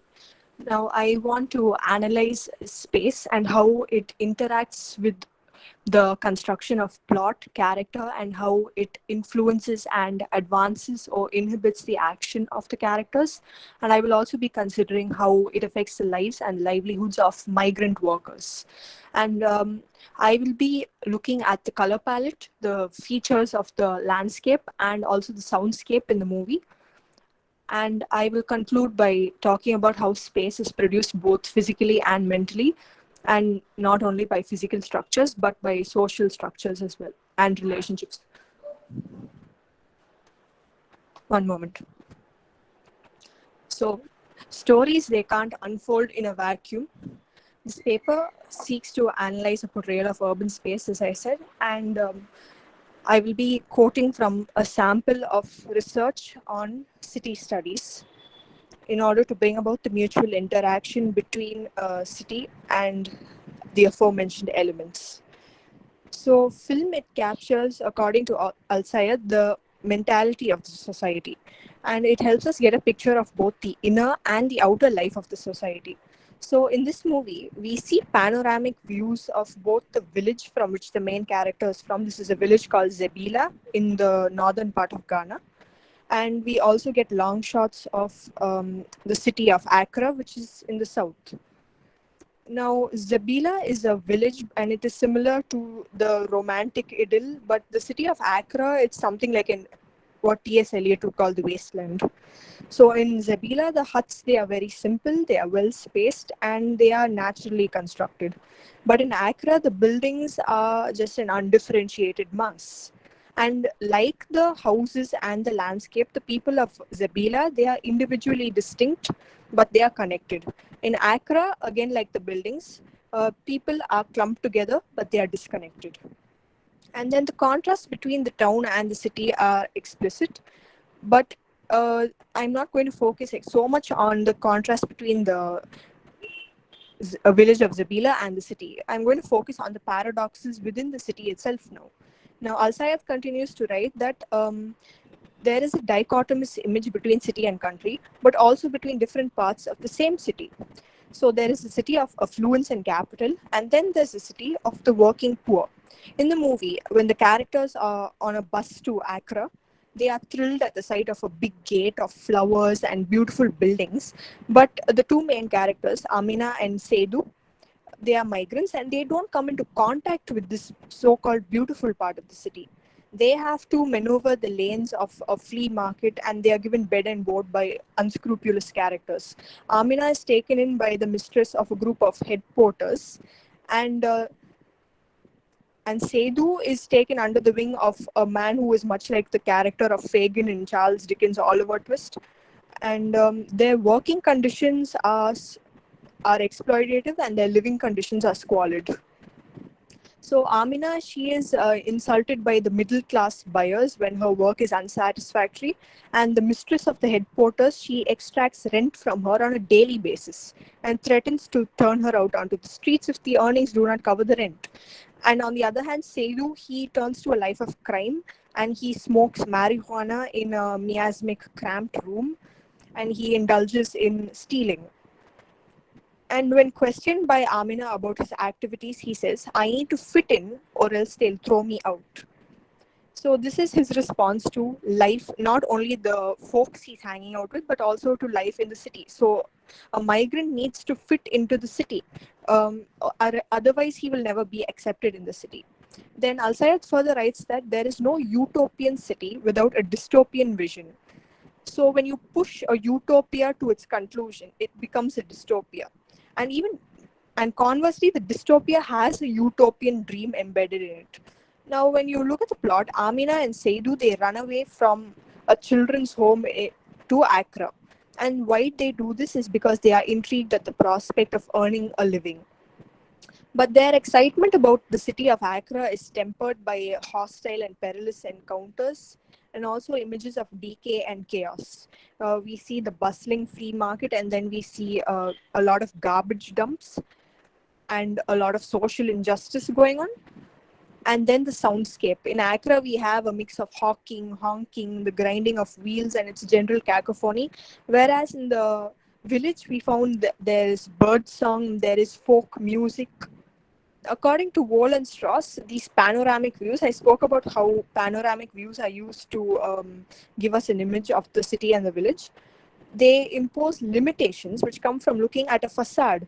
They blot out what lies behind and invite the viewer to interpret the city based on the facade.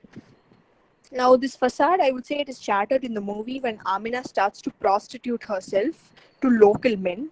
And these local men are, I feel, a metaphor for the city. Now, after her first night of work, another experienced sex worker coats her face with makeup. Makeup on a broken woman's face is comparable to a city that conceals its wretchedness by prostituting a splendid illusion that other people buy into. Now, this gendered view of the city is described by Wilson E. He said that the city is perceived as a male place in which women, along with minorities, children, the poor, are still not full citizens, in the sense that they have never been granted full and free access to the streets, and they have survived and flourished in the interstices of the city, negotiating the contradictions in their own particular way. And North-South migration is also portrayed in the film. It is discussed and depicted.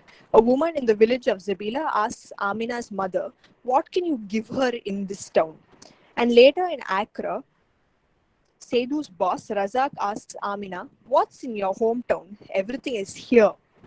Now, the first question prompts Amina's mother to entrust her daughter to a child trafficker posing as a recruiter. Now, the truck carrying the children to the city is intercepted by police, and the children are put up in a home. Now, it is from this home that certain children jump another truck to Tamale and take a bus to Accra. Now, the developed parts of the city, such as the Accra Circle interchange, they are depicted so majestically. And part of the reason they stand out is because these places are not cluttered with automobiles or with people. But this is all in stark contrast to the slum which Amina and Seydou alight in. Now, Wilson and Middlemark write, untoward consequences of North-South migration are evident at several levels. On the level of society, migration has increased the number and size of slums, fostered urban congestion, and caused child labor to surge. The porters face problems of finding shelter, getting adequate nutrition, and coping with risks to their mental and physical health. And all these are portrayed very starkly in the film. Then Amina's emotions are projected on the sky. In Zabila, she sees a shooting star. But during her first night at Accra, she sees cracking lightning. After her first night of sex work, she sees smoking and a flaming horizon. So I would conclude by saying that the city of Accra in the film Azali is not merely a physical but a psychological construction. It's physical insofar as form is concerned, but it is psychological as we experience it through the eyes of Amina, through the synesthesia and the lopsided human relationships. Thank you. All right. Thank you for your paper. Because for those, if there is anyone who has watched the movie Azali, then you have presented your paper in a way that entire movie has come in front of our eyes. So thank you for that, because it is really wonderful movie, and it was also nominated for Oscar, and it made Parganas very famous in the world literature as well. So yeah, you have pointed out everything which was there in the movie. Is there any question? Please put your question in the chat box or ask the question directly to our speaker. No questions have been asked. So if you have any question, you can ask the speaker. I don't think any questions. Okay. So Susanna Korea, 1 second. Thank you very much for your wonderful depiction of the movie as well as your understanding of the movie. Thank you. Thank you very much. So we are moving to the next speaker. The next speaker is Sushma Singh, master degree in English. She's pursuing master degree in English, Rishi Bankim Chandra College. So Sushma Singh, please, you continue your paper.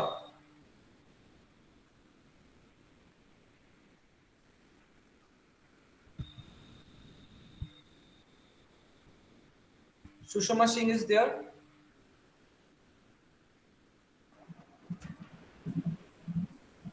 Debanjan, just check whether Sushma Singh is there. Yes, she's there. She's there. She's there. Okay.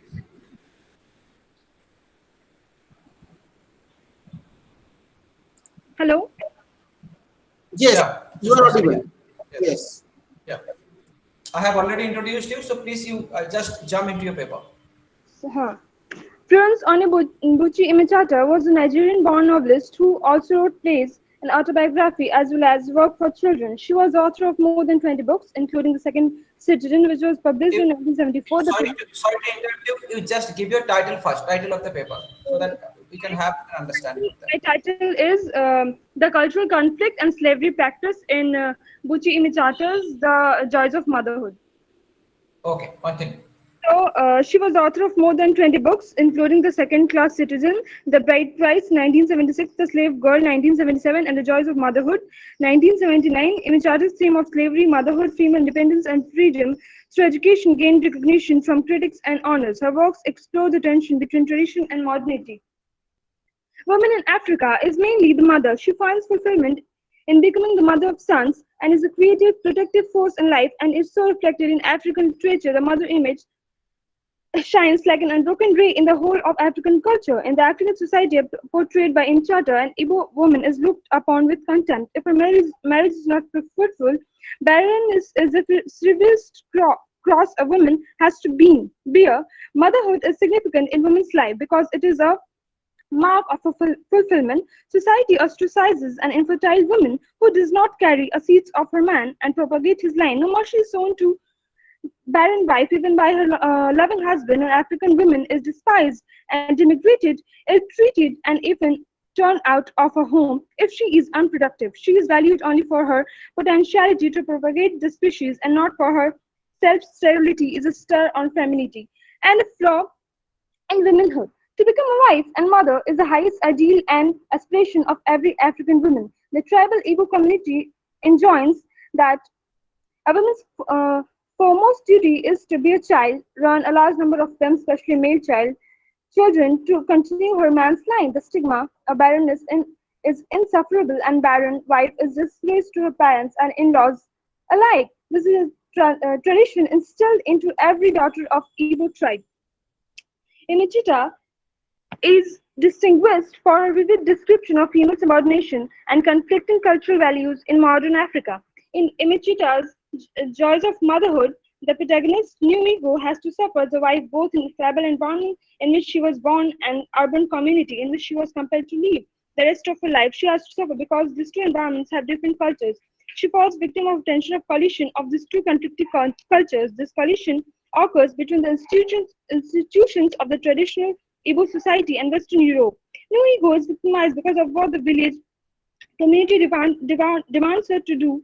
On one hand, what the rules of European political regime requires her to be. She has to assume different roles in according to the value of the surrounding in which she has to live. She escapes from Ibuza because she is not accepted as a wife for become infertile or barren. She flees to Lagos to lead a new life and marries to Nefi to fulfill her dreams of motherhood, which is the primary source of female self-esteem and public status. In Lagos, Zoigu fulfills his dream of becoming mother and begets lots of children, but the pleasures associated with motherhood are neglected by the difficult economic conditions of the new urban community and its norms and values.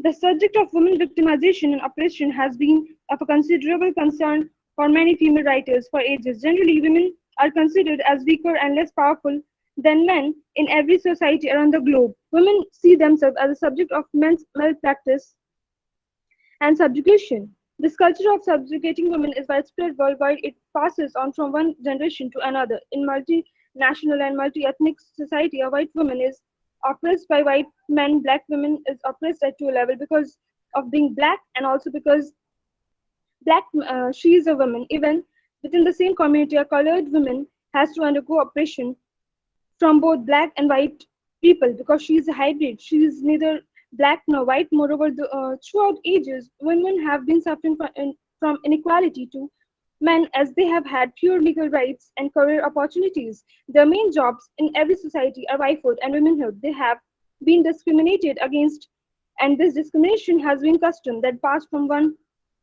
generation to another. Link between slavery and motherhood. This unit discusses the similarity between women and slave. Womanhood is linked to slavery because they have no right to assert their individuality. African women face oppression at different levels of race, class, and gender. In this novel, a slave woman is a literal and symbolic representation of oppression. New Ego is said to suffer because she is a slave woman. The slave woman is forcibly pushed into the coffin with Akbari's wife, Agunwa. Enslavement as a woman. New Ego is enslaved because of the idea of motherhood. This enslavement leads to identity crisis, and she experiences a sense of incompleteness, and she is childless. Marriage is a kind of enslavement for women, as she has to obey many oppressive standards set by her husband and family members. As a married woman, motherhood is one factor that enables a woman to attain status in the society. A barren woman's position is akin to a slave, and she experiences perpetual discrimination in her family and society. She ends up becoming slave to these roles, so doesn't experience joys of motherhood in true sense of term. She is forever steeped in misfortune because of her exceptions she has set for herself and society, and which the society has set for her. The effects of patriarchy. As we all know that patriarchy is the rule of father. No Ego suffering as a woman are augmented because she lives in society where a woman is considered to prove as worth by giving birth to many children.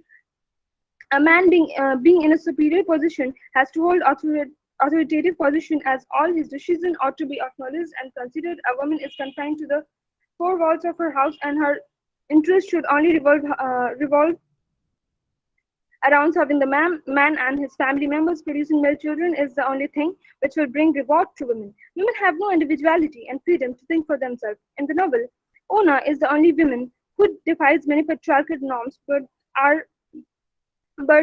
women like Nuigo, who are confined to the decisions made by male members of the family. The gender role are also dismantled to a certain extent. This is reflected through the relation between Nuigo, the protagonist, and Nefe, her second husband. He is one who is supposed to care for his family, but keeps getting more wives and abandons his kids to his wife Nuigo to take care for. She takes on the responsibility of her family, a role traditionally performed by men, and takes care of her children. Her husband, on the other hand, has to serve to the white man by performing tasks like generally accepted by women. There's a reversal of role between them. The novel elucidates the deeply entrenched notion of gender in society. Gender discrimination takes a place in the private and public sphere. Women are not considered worthy of being educated. There is inequality in terms of education given to girls too, and her husband think about their son's education, and daughters are considered as mere objects. The money they get as bride price is used for the son's education. Nuigo and Nefe strive to give best education to their son Oshia. Their son Adam is also considered for this privilege, but the daughters was not considered but for education. Their marriage was also a means to receive good bride price, and using that an investment to their son's education. This is the result of deep-rooted gender conditioning. Men and women hanker after producing male children in African society reflects the deep-rooted effects of patriarchy. Patriarchal domination continues to suppress the woman's voice. Submission and considered sign of passive outlook. Their role in society is always limited. The next point, masculinity and femininity, is very clear, as all the male characters are to prove their masculinity by producing more children, by being violent to their wives, and by the number of concubines that they have. On the other hand, the femininity of the characters are proved by their submissiveness, their pity, their being polite to the number of children male they present to have to their husbands and family. The next point, the polygamous practices of the African society, where the traditional African society has the right to have multiple wives.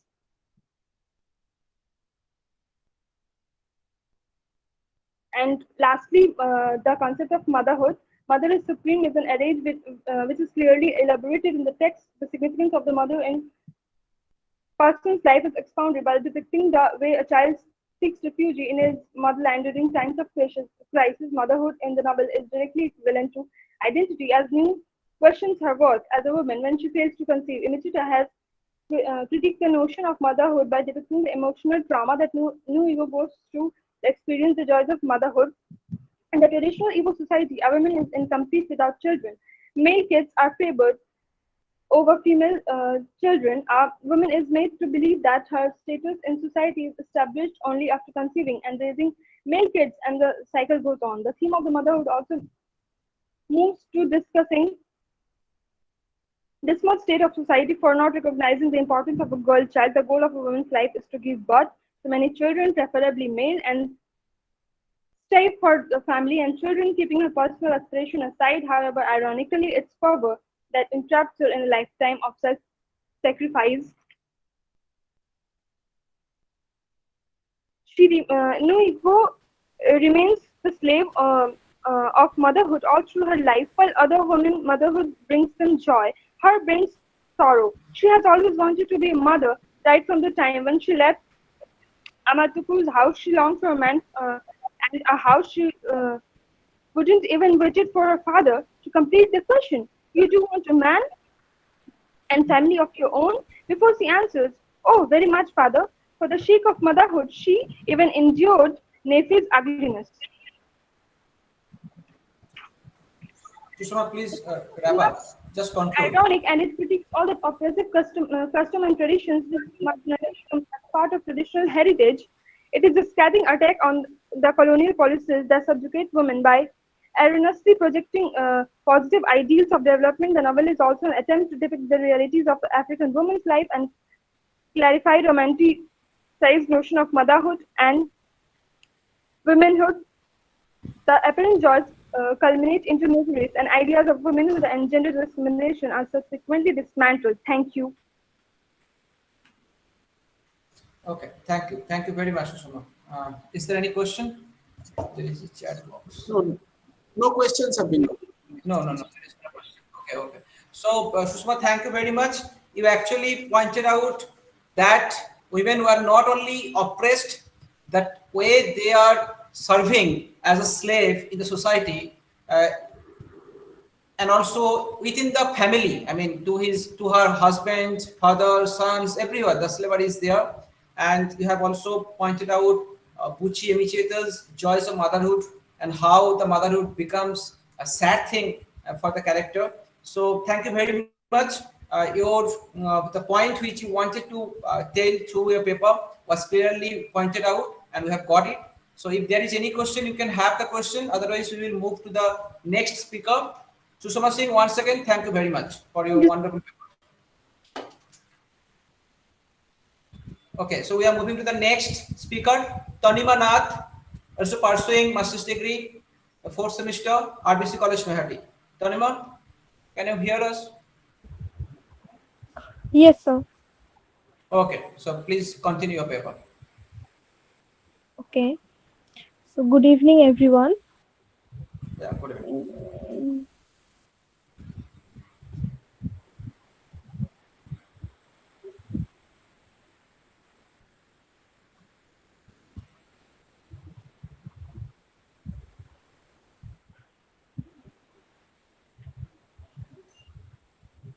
Is my presentation is on?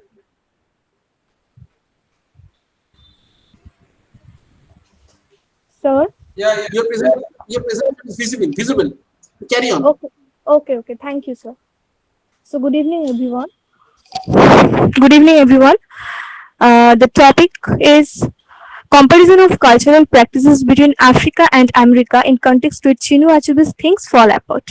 So Chinua Achebe, the father of modern African literature, in spite of being the child of a Protestant missionary, received his early education in English and had a multicultural upbringing. The novel Things Fall Apart, which is set in the 1980s, deals with the traditional culture of the Igbo society. Chinua Achebe tried to portray the Igbo society by an insider's viewpoint. That time, the society used to follow some native rituals, and after the colonization, certain changes took place. Many other African novels to portray such images of cultural and social practices. In this paper, some of those native practices will be compared to some other cultures of other colonized countries like India and how those practices changed by the colonizers. Religious beliefs, rituals, social cultures of such native lands had been kept uninhabited for long days. The colonizers used to claim that those native lands had no history and they had given them culture, education, and civilization. But Achebe tried to portray it in a different way, not as an outsider but as an insider. And the comparison of such cultures will help to trace how much Achebe was successful in fulfilling his goal in making Africa a land of valuable history from a land without history. So, what cultural practice is? Cultural practice is the exhibition or presentation of a culture that especially refers to the traditional and customary practices of a particular ethnic or other cultural group. Cultural practice is gaining the value nowadays, and the reason behind this importance is the controversy over right of cultural practices. So, who are the native people? Native people is a group of people who are the originally earliest known inhabitants of an area, in contrast to groups that have settled, occupied, or colonized the area more recently. A group can be termed as indigenous people only when they follow the traditional practices of their culture associated with the particular area. African native people and their cultural practices. The culture in Africa is consisted of a mixture of countries with various tribes that each have their own unique characteristics from the continent of Africa. It is a product of the diverse populations that today inhabit the continent of Africa. African culture is expressed in its arts, crafts, folklore, religion, clothing, cuisine, music, and languages. Even though African culture are widely diverse, they are also, when closely studied, seem to have many similarities. The morals that they uphold, their love and respect for their culture, as well as a strong respect they hold for the aged and the important person, can be taken as an example. So Chinu Achebe and things fall apart. As a young man who grew up in colonial eastern Nigeria, Achebe's encounter with the imperial system was a close one. So when he wrote Things Fall Apart, which was one of the pioneering post-colonial novels, was the result of Achebe's intention of creating the first ever true history to pre-colonial Africa and to elucidate how African perceived the arrival of the colonizing other. Achebe in this novel not only presents a vivid picture of the Igbo community in the pre-colonial times, but also challenges European model of novel writing structurally. Achebe's novels get success in its purpose of judicially depicting Umofia as a civil society with a sophisticated cultural traditions. Now I will focus on Indian culture. India has its own culture too. Some of the various aspects of Indian culture are language, religion, arts, and music, dance, etc. Over the centuries, there has been noticeable amalgamation of various cultures. India's culture is the oldest one, about 4,500 years ago, according to All World Gayatri Parivar Organization. Many sources have described that Indian civilization is the oldest one, but India and its culture was not always taken very favorably by the Western societies. Just like Africa, the Western societies never accepted India or Africa very favorably. India had many civilizations like the Indus Valley civilization, Vedic civilization, etc. All the civilization had their own cultures and tradition and customs, and day by day they changed by the coming of colonizers. So Africa and India comparison, as pre-colonized and post-colonized, both Africa and India, these two countries gone through the process of colonization. So there are various similarities. So now if we focus on Things Fall Apart, then we will find that Chinu Achebe has focused on the culture of the Igbo society. So when he wrote his novel, in first 13 chapters, he gave us a detailed picture, a vivid picture of the Igbo community in the pre-colonial time. In the first part of the novel, the author is careful to portray the complex, adverse social, political, and religious institutions as well as artistic traditions of Igbo culture. And Achebe brings to life an African culture with religion, government system, money, and artistic tradition as well as judicial system. When someone reads things fall apart, then the reader is introduced to the traditional Igbo family structure, to a model Igbo engagement or wedding ceremony, to the Umufiya Supreme Court, and to a number of ritual manifestation and festivals. So for the first very first chapters, he tries to uh, um, present a vivid picture of the Igbo community. So when he mentions such cultural practices, we can compare some of them to our Indian culture. The first one is Izuifi and Agni Pariksha. Izuifi was a ceremony the Igbo people celebrated when a wife had been separated from her husband for some time and were then to be reunited with her husband. This ceremony would be held to ascertain that she had not been unfaithful to her husband during the time of their separation. And in Indian culture, we found the belief in Agni Pariksha. Even in Ramayana, we saw that this process of Izuifi can be compared with the custom of Agni Pariksha in Indian culture. In the Ramayana, Sita had to go through the process of Agni Pariksha to prove her chastity when she was separated from her husband for a few days. So there is a kind of similarity in the belief of Africa tribe and Indian. And the next one is Obinji and the belief in reincarnation. So what is Obinji? Obinji is a child who repeatedly dies and returns to its mother to be reborn. So this belief can be compared with the belief of Indians with reincarnation, that we say Punarjanma. The third one is Sri and personal god. In Igbo culture, the Igbo people used to have their personal god and they called him the Chi. And in our Indian society, we have seen that there is personal god for different religion and different cultural people. And last but not the least is the position of woman. So position of woman is one of the most important point to be discussed. Even in Joys of Motherhood by Buchi Mucheta, the protagonist Nuigu, we found her that she had to she had to go through hardships of life as a woman in her tribal society in which she was born, and then in the urban society in which she was compelled to live rest of her life. The colonizers used to force their colonized area, the people of the colonized area, to adapt their culture. However, by these adaptations, the society became modern, but the position or the state of woman was kept the same. Even Imjeta told us that in a tribal society like such as the Igbo society, a woman is free but is not allowed to marry on her own. She cannot make her own decisions regarding marriage and maternal life. Moreover, she is not allowed to make any decision associated with raising her voice for anything. So we can say that in colonization did not help the women to change their position. Their position was the same. So in conclusion, we can say that there are lots of similarities between African and Indian culture, as both had gone through the process of colonization. The both countries had always been treated as outsider by the West. The colonizers always tried to label Africa and India as uncivilized. However, both Africa and India have succeeded to survive with many of their cultures. So the traditions and cultural practices of any place before colonization, if compared, it can be found that the native people always used to have their own cultures and traditional practices. And some of those colonized places, they have some similar beliefs and similar cultural practices. So colonizers came and they tried to label them as uncivilized, and by destroying their history, they just wanted to establish a new trend of civilization. Thank you.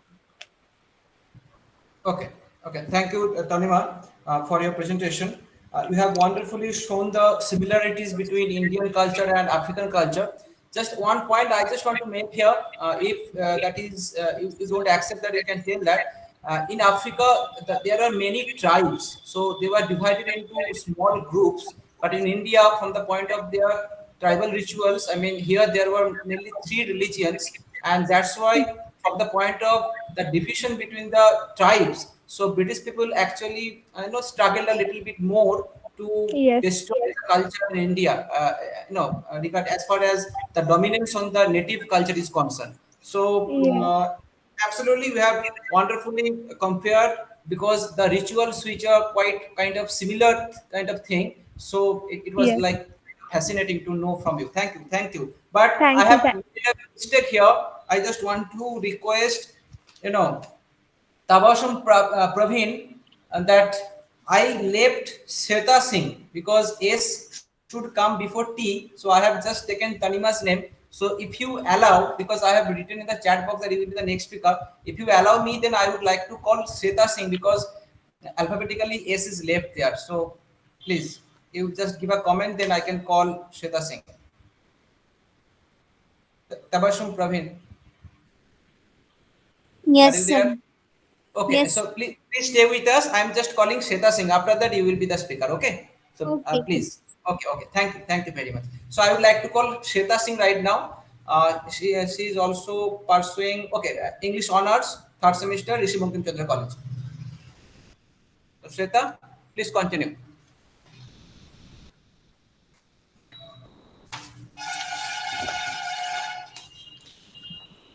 Shobhik, you call the next speaker. Perhaps Shweta is not here. Okay, Shweta is not here. So automatically Tavashum Praveen comes. So you continue. We will Oh, call Shweta later. Okay, no problem. first of all, a very pleasant good morning to all of you. This is Basum Praveen, PhD scholar from Patna University, and my topic is political and racial complexities in Africa with reference to Nadine Gordimer's novel Julius People.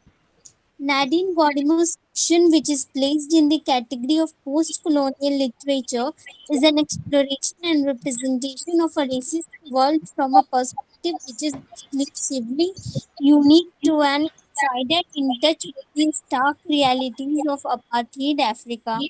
The colonial world is fraught with difference in race, language, social customs, and cultural values, motivated by a strong desire to conquer. The imperialist configures the colonial realm as a confrontation, as she has confessed in later forms once. That is, the truth about South Africa is not the same thing as the truth about apartheid. The former, bound to history, notes to the individual, can only be as so-called false, a fragmentary truth. But about apartheid, the truth is diamond hard. It is the unconscious will go to genocide in some voids. My aim through this research paper is to point towards the themes that constantly occur in Nadine Gordimer's writings, to analyze them along with the more recent issues and that are addressed in her post-apartheid narratives. Nadine Gordimer's work has grown into profoundly psychological and social chronicle of half a century in South Africa. She is both activist and lighthouse.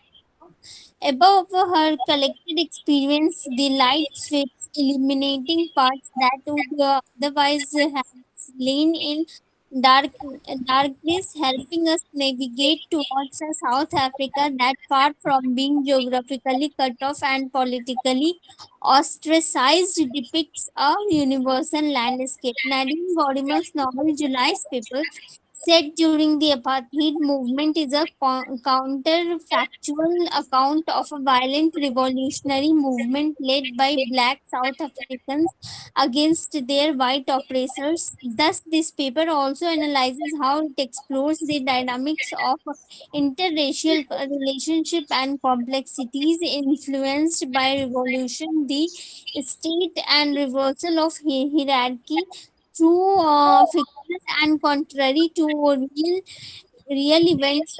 the anti-apartheid movements.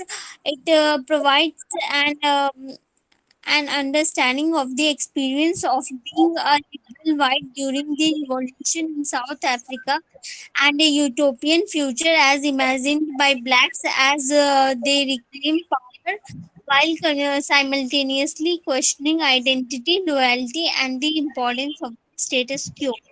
African literature has origins dating back thousands of years to ancient Egypt and hieroglyphs and writing which uses pictures to represent words. These ancient Egyptian writings relate to Arabic poetry, which spread during the Arab conquest of Egypt in the 7th century and through West Africa in the 9th century. These African and Arabic cultures continued to blend with the European culture and literature to form a unique literary form. Africa experienced several hardships in its long history, which left an impact on the themes of its literature, one hardship which led to many others that of colonization. Colonization is when people leave their country and settle in another land, often one which is already inhabited.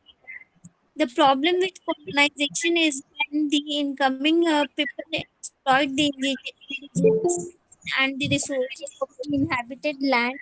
Colonization led to slavery. Millions of African people were enslaved and brought to Western countries around the world from the 16th century to 19th century.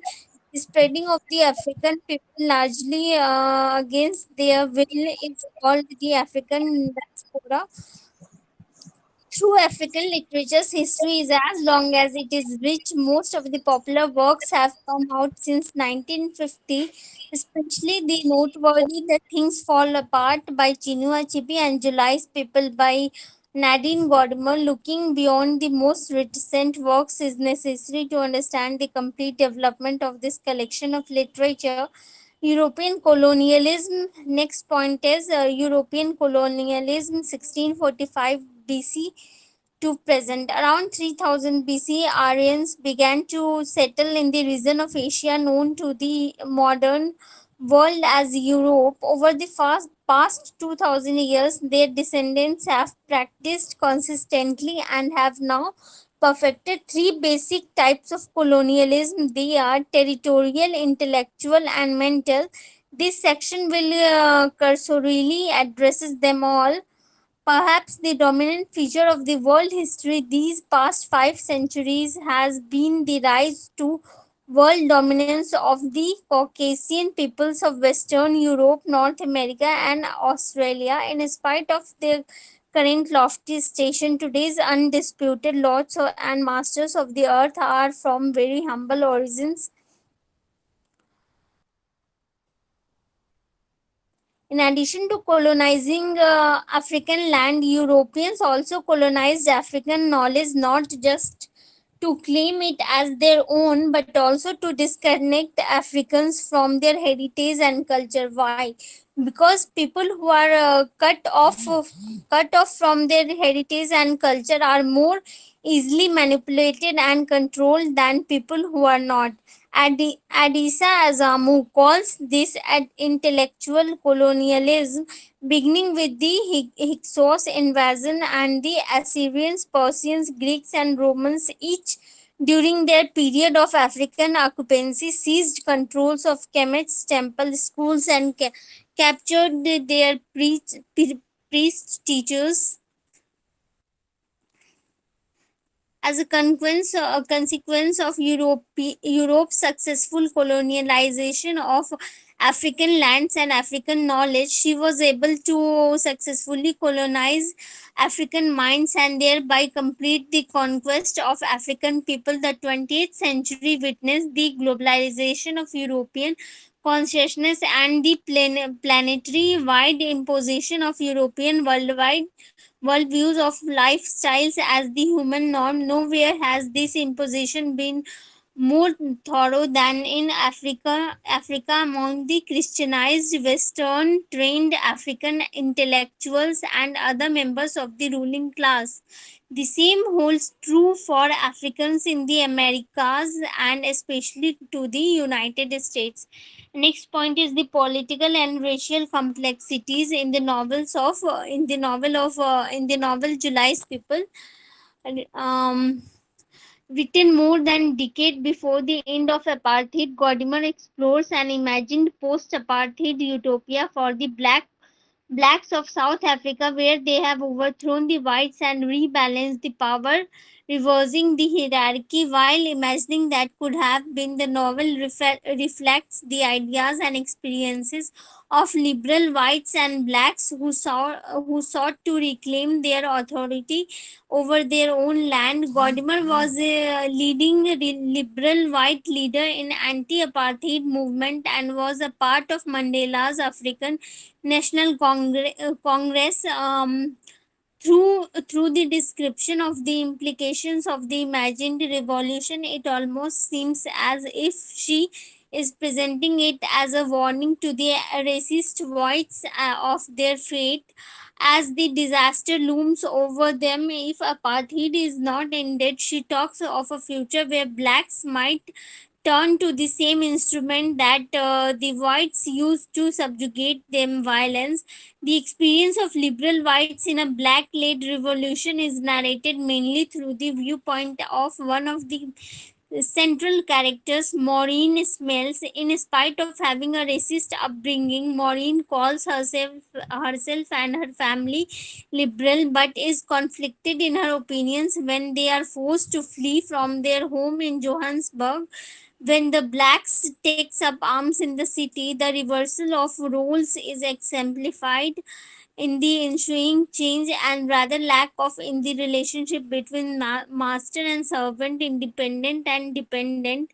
When their servant of 15 years, July, protects them from the terror and provides them refuge in his village using historical materials, Michael Foucault argues that the forms of power that are at play have undergone a transformation over the past few centuries. Being written in the realistic context of 1970s, Nadine Gordimer's July's People is a novel visioning the inversion of a colonial and the subsequently racial power play in South Africa, whose history since the advent of colonization till 1990s had been nothing but a chronicle of racism, violence, bloodshed, slavery, oppression, and exploitation of the South African blacks by the white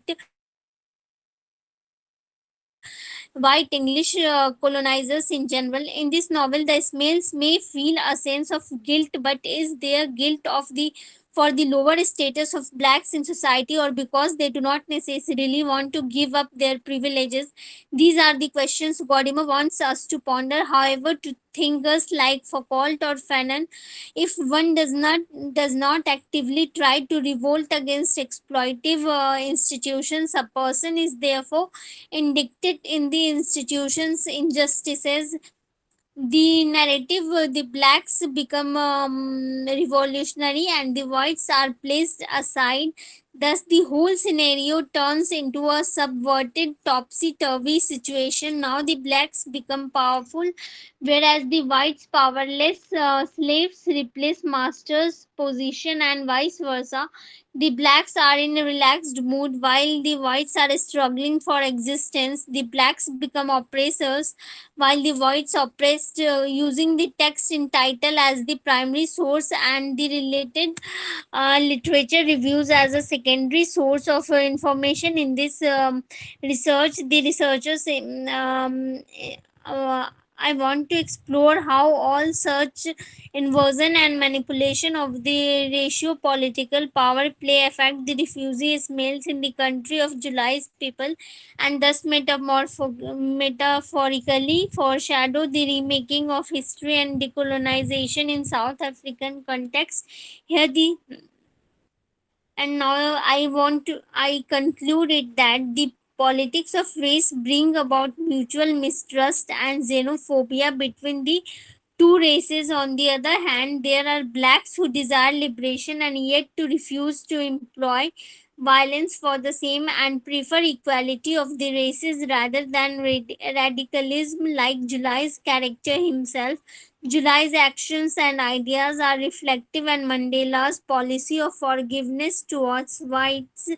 The problem of difficulty in changing the status quo and idea of racial loyalty is also presented when the tribal chief says that he would prefer to apartheid status quo being maintained rather than have militias from other tribes invade his land, even though militia from Mozambique and Botswana were coming to help South African blacks, even though July holds conflicting views and supports black liberation. His own loyalty towards his race is questioned as he kept a white family in his house hidden away from the blacks, continued to serve them in spite of his family's mistrust, and even changed his name from the native Wawate to an anglicized July. The novel questions as to what determines where one's loyalty lies, whether it is race or the convenience of the status quo, and asks who really are July's people, whether they are Ismail's family or his family and people of his own race. Godimer thus presents the inner conflict of ideas of equality, identity, and liberation, Madam, suggesting that please wrap no up. I'm sorry to absolute interrupt you. idea Please of wrap a up. Please wrap utopia up. exists, as questions of race and identity are hidden with complexities and the experience and implications of topping the racial hierarchy of what then seemed to be possible future of South Africa. Thank you, sir. Okay, okay. Thank you very much for your paper. I hope there is no question for your paper. So yes, Nadine Gordimer, really famous writer. She also won Nobel Award, and Alfred Nobel. I just want to tell something. He told that Nadine Gordimer is of a great benefit to humanity because the perceptions, Yes, sir. concept which she has brought in her writing is really she's helping for the benefits of humanity. Thank you very much for your paper and for selecting July's paper written by Nadine Gordimer. Thank you. Thank you. Okay, so now I am going to the next speaker. We are running out of time. We have to, I think, complete within 7 because of some technical issues. So Tariq Anwar, you are welcome. Please read your paper and contribute in this session. So Tariq Anwar, you are the scholar, Magad University, Bihar, and I also forgot to introduce Tawasum Praveen. She is PhD scholar, Department of English, Park University. So thank you, Tawasum Praveen, and now I am requesting Tariq Anwar, who is a scholar at Magad University, Bihar. So please continue. Thank you very Tariq. much, sir. Thank you very much Yes, This yes. is for a offering such a gentle, beautiful. excuse me. This is a gentle reminder. This is a gentle reminder to all of our participants that please stick to the time because we are running out of time and we are in a serious time constraint. I am saying time and again. Please, I beg your apology for this, for reminding this time and again, but we are in a serious time constraint. So please be aware of the time. Thank you. Thank you. Okay, Tariq, Okay. continue. Am I audible, sir? Yes, you are clearly audible. Continue. Thank you very much, sir. And thank you very much for offering such a beautiful opportunity.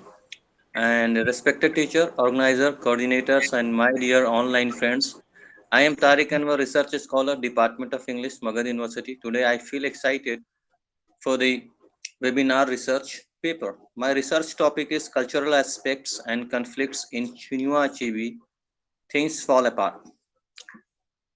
Chinua Achebe Things Fall Apart portrays the cultural roots of the Igbo in order to present self-confidence of the Igbo society and their living sustainable cultural strength. The novel has cast light on the day-to-day and down-to-earth of the society. Achebe has successfully manages to keep the balance focused on the vice and virtues of the society. Through the depictions of the Igbo mannerisms and ritual, he honestly gives the indications that every society carries with it human nuances and virtues. That this society, if seen not through other cultural lens and experiences, can offer appreciated standards of life supporting values.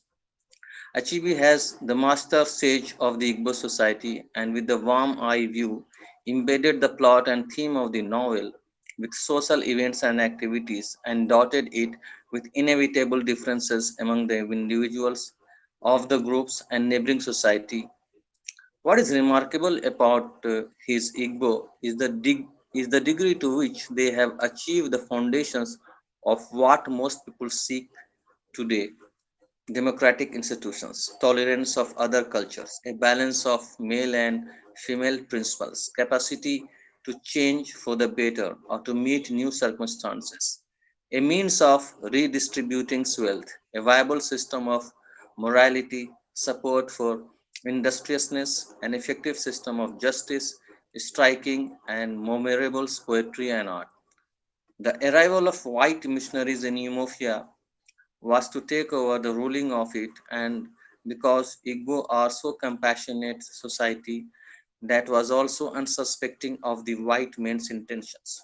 They welcomed them into their land and also gave them a piece of their land, not knowing that these men will be the cause of the collapse of their culture. Without culture, Igbo society is as good as dead. Hence, the significance of Okonkwo death in the end. Like Okonkwo, the Igbo committed suicide by not being suspicious of the white missionaries' intentions in their land or questioning his presence. My next point is democratic culture of the Igbo society. Achebe manifested the Igbo society that has a democratic system of government. So Abraham Lincoln, the 16th presidents of America, described democracy as the governments of the peoples, by the peoples, and for the people. This is opposed to the dictatorships where absolute power is vested in tyrants. For instance, before important decisions are taken, the elders like Dichi and others gathers together at village square or ilu or at the marketplace to take decisions that affect the peoples or individual. The system creates a sense of balance, collectivism, and self-worthiness. The community is in a controls and the collective will and decisions of the members of the communities are respected. This is what obtains in democratic dispensations where the people were informed that a daughter of Humofia was killed in Bino. The sense of group surges in them afterwards, and the people notes collectively that Humofia should follow the law going to war with Humofia or offering Humofia a young man and a young virgins as compensations for death of the daughter of Humofia. Many others spoke, and at the end it was decided to follow the normal course of action. The reason for this, basing their cultural aspects or for that matter formations of society on democratic basis, is quite natural for the society as it helps them to ward off inevitable challenges and threats emanating from other antagonistic society laying on the edge. Igbo society is also, dotted by harmony and happiness. Achebe offers a complex, self-sufficient, harmonious culture before the invasions of the land. There are no jails. Justice is accomplished by the reconciliations of the opposing parties. That shows the very fact that they are not very harsh to every human error. That many human error to them are inevitable and can be either ignored or wistfully can be mostly resolved through negotiations. One example of this is the week of peace. As Izini, the priest of the earth goddesses, say, we live in a peace with our fellows to honor our great goddess of the earth, without whose blessings our crop will not grow. Igbo society and cultures is also dotted by a great justice system. Justice is another feature of democratic culture of the Igbo society. Achebe has brilliantly knitted the philosophical theory of justice by which fairness is administered. This makes Igbo system novel. Disputes in the communities are presented to the elders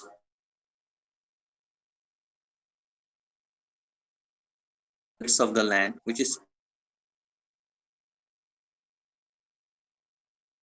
who takes decisions after hearing from the both sides, where the village hold holds a ceremonial gathering to administer justice. The village ancestral spirits known as Ugugu are presented with the case of Yuzhulu, who reports that his in-laws took his wife before and therefore requests the returns of the bride to him. Religion is another part of the Igbo culture. Religion is a significance in Igbo culture. The religion of the society is polytheistic. Different aspects of Igbo religions come up throughout the novel, and several times religions and religious observance play a major role in the plot. Chukwu in the novel act like a conscience within a person. The personal God is always in the conscious mind of every person of the society.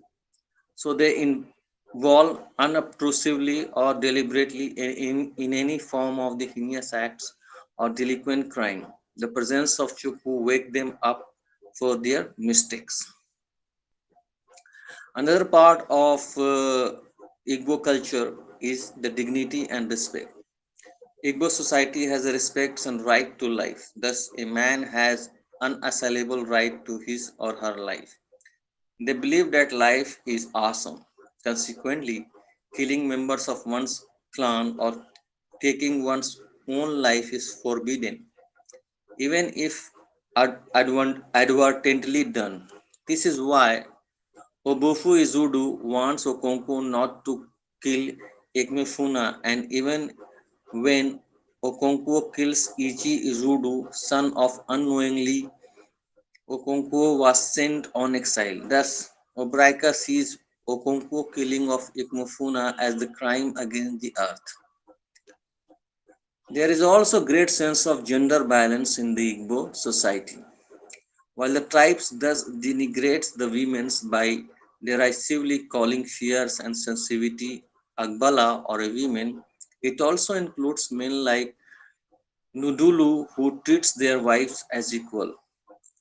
And Nudulu and his wife were always said to be of a single mind, always respecting each other. And Nudulu could not do anything without telling her. On the other hand, this is a very rare case. Okonkwo, despite his barrier and harsh image, has to bow down for the respect of women when, after beating his wives and children, the judgment comes that he must not beat his wives and children during the week of peace he, he will see, not even for fear of goddess. Another feature of this society and the culture is marriage and love. Marriage and love, as an integral part of any human society, have been well portrayed in Achebe Things Fall Apart. Ancient culture aspects like marriage is one of the whispering part of the society. People enjoy it with dignity and respect. There is a custom of cola drinking and exchange of it as a part of an old ritual.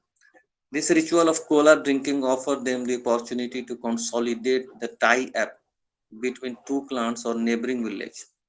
Because of this strong cultural sense, because of the strong cultural sense tied to the marriage, men and women lives in harmony and with respect. Men like Ogbufu, Nudulu of Ir village, who respect their wives are revered, while men like Uzhulu, who prefers to beat their wives even in pregnancies, are reprimanded. It was always said that Nudulu and Ozumina has one mind. I remember when I was a young boy, there was a song about them. Another part of my research paper is the conflicts, cultural conflicts. In Chinua Achebe Things Fall Apart, conflict had a bigger impact as the book opened a rich dialogue about the cultural clash between the native Africans and the missionaries and the colonial governments put in a place in Nigeria. The Christian missionaries in Manta objects to the Igbo gods and the beliefs that they tell the Igbos to kill each other. And in fact, the gods are invoked in the fighting of wars against another village, though not indiscriminately, only when the war is just. At times, the oracle forbids the Europeans to go to war. The Europeans in things fall apart. However, kill far more in the name of religion than the Igbos. The British, for example, wipe out the whole village of Abami in retaliations for the killing of one white man. Through the European supercilious perceptions, Achebe tries to depict that the confliction is more or less perceptual and psychological in nature. Their immature and greed-lashed racy eye of colonialists fail to grab the beauty of the cultural currents hidden beneath the unsophisticated life of the Igbo society, a society with a sustainable cultures of justice, harmony, democracy, and great institutions like marriage and religion. Another cause for the confliction is that we must understand the fact that European cultures are steeped in the war of crusades and religion sects, in which their mindsets and efforts have always been to prove their respective cultural edge over others' cultures. As a result of this, chronically mental fermentations of racism tended their eye to judge the things from the lens of their own experience of religious practices, discarding the functional and appreciative machineries of the Igbo society and their ancient life supporting system. Because of these superior perceptions, the colonialist tries to impose their own culture sometimes with sophisticated tools like educations and sometimes through the stratagems of incentives. Here again, Achebe has indirectly cast the light on the compulsive pressures the European had just to achieve their motives by any means. Conversely, and from the human point of view, he portrayed the surprised and innocent behavior of the Igbo society, which led them easy prey of religious conversions. The simplicity of Igbo life and their unspoiled mind facilitated the European to make easy inroads in their lives. Consequently, and with a little bit of initial resistance, the colonialists imposed their law, their police, and their jail on Africans. They guarded the prisons, which was full of men who had offended against the white man's law.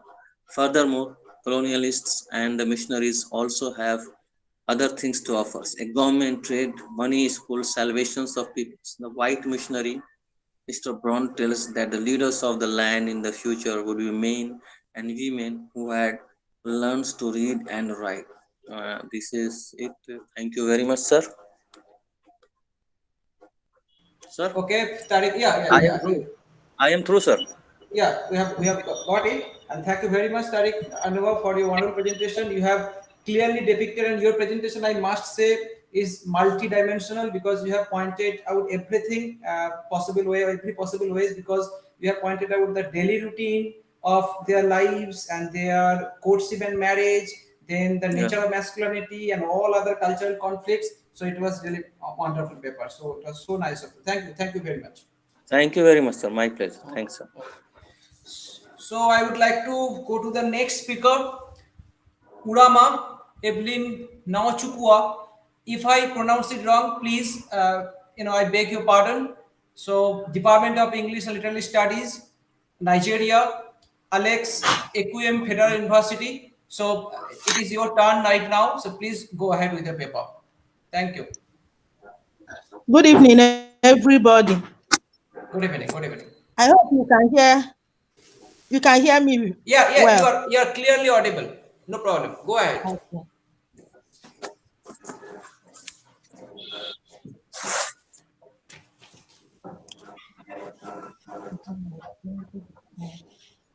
I'm presenting on orature in African literature, and the topic is the place of oratory in the promotion of intangible arts and culture in African literature.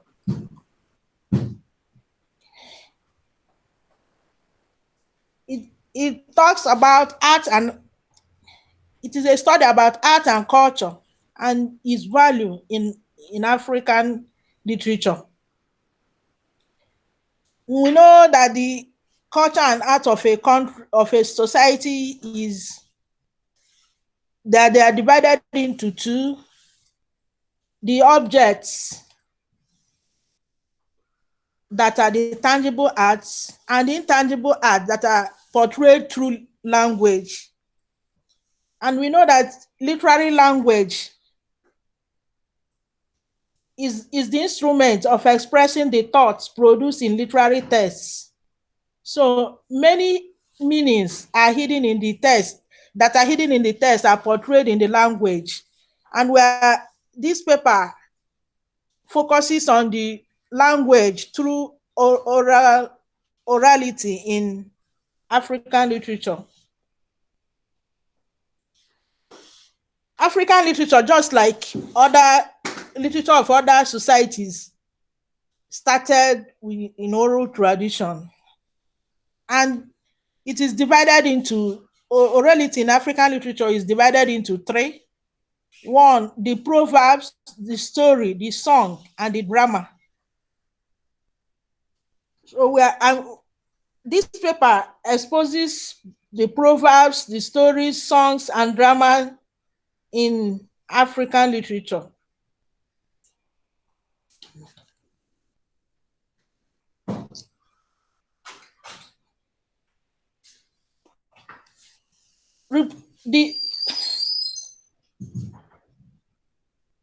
Then I'll go to the representation of orality in African literature, first by talking about folk tales, as it is portrayed in Chinua Achebe and Ngugi wa Thiong'o's novels. The significance of folk tales in literature is that it is used in educating children.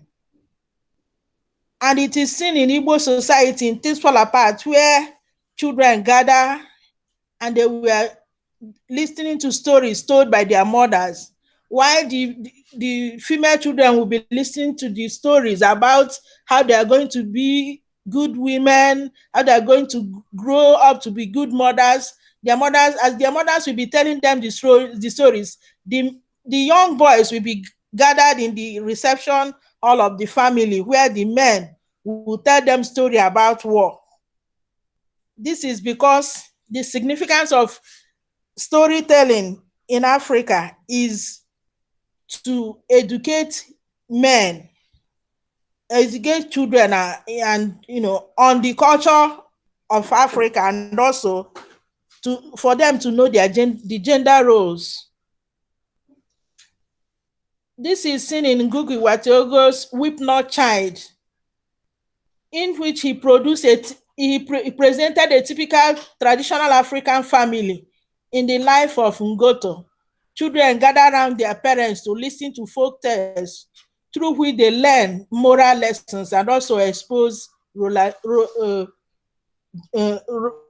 gender roles.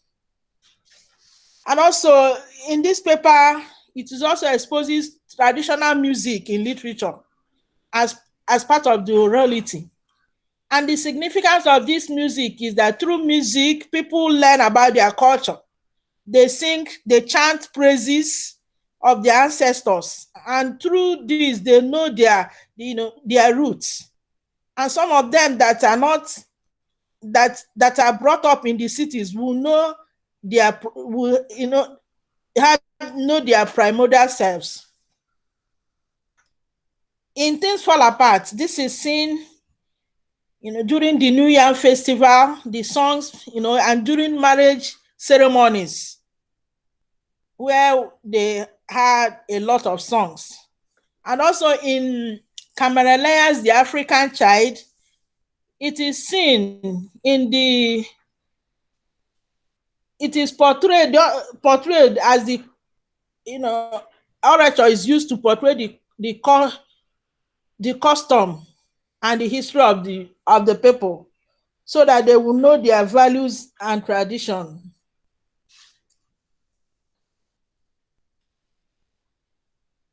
This is seen presented by the praise singer in the Goldsmith workshop, where the praise singer chants the deed of the blacksmith forefathers, and it helps him to know his roots.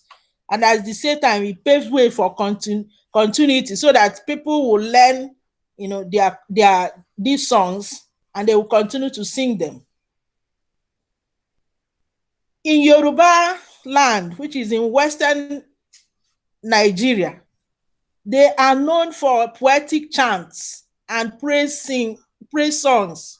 And these are mostly done in the house, in the house of the king, the Obas. This is portrayed by Wole Soyinka in The Death and the King's Horsemen, where he portrayed the Yoruba ideology that kings, or the Obas, as they are called in Yoruba, do not die, but they transit into the spirit world to continue the royal life.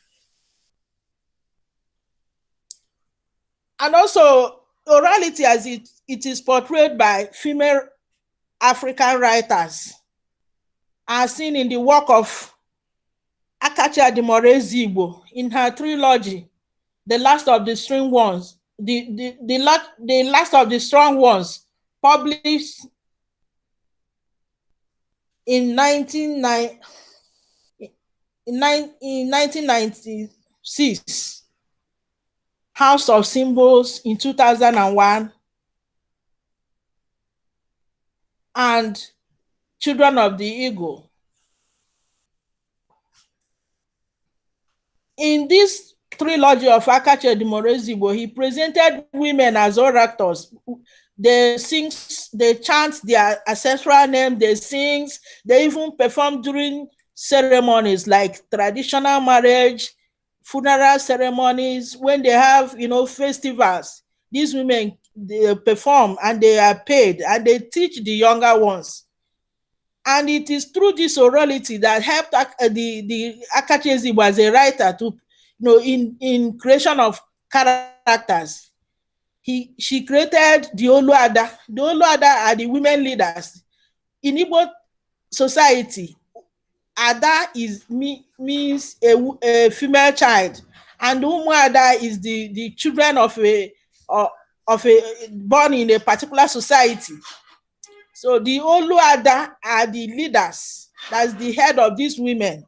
So the Oluadas, they have a function which is to teach the younger ones their tradition, and this tradition are always seen in the songs they sing to these ones, and they learn these songs for continuity, and through that they will know their culture. Orality in African literature is also portrayed in this paper through public speaking in African literature. This is portrayed mainly in the works of Chinua Achebe. In his Arrow of God, Things Fall Apart, we see, men coming to address, the people in the society. And these are always done in important meetings. And in it, we see that the use of proverbs in Igbo society. Proverb is very important because in proverbs, we have, words of knowledge that educate the audience. And also, we see in public speaking, we see that riddles, jokes are also, shown through the speeches of people. Because when one is about to address an audience, the person will be careful the way he selects his words.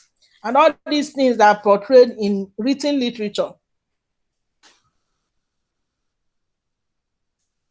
We see that in proverbs are also used in Igbo society to bring out to the limelight the sins of people.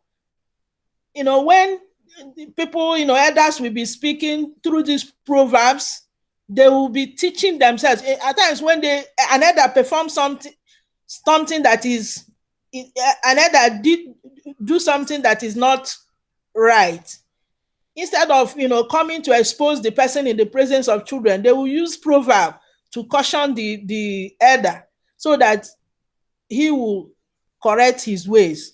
And in these proverbs, children may be around, but they will not understand the hidden wisdom in the words.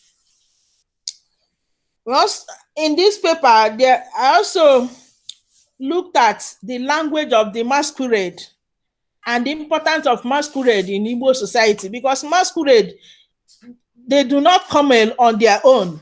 They are accompanied by, by men that will be singing, chanting their praise, and because they come in group, orality in African literature is presented whenever there is masquerade, in any literary text.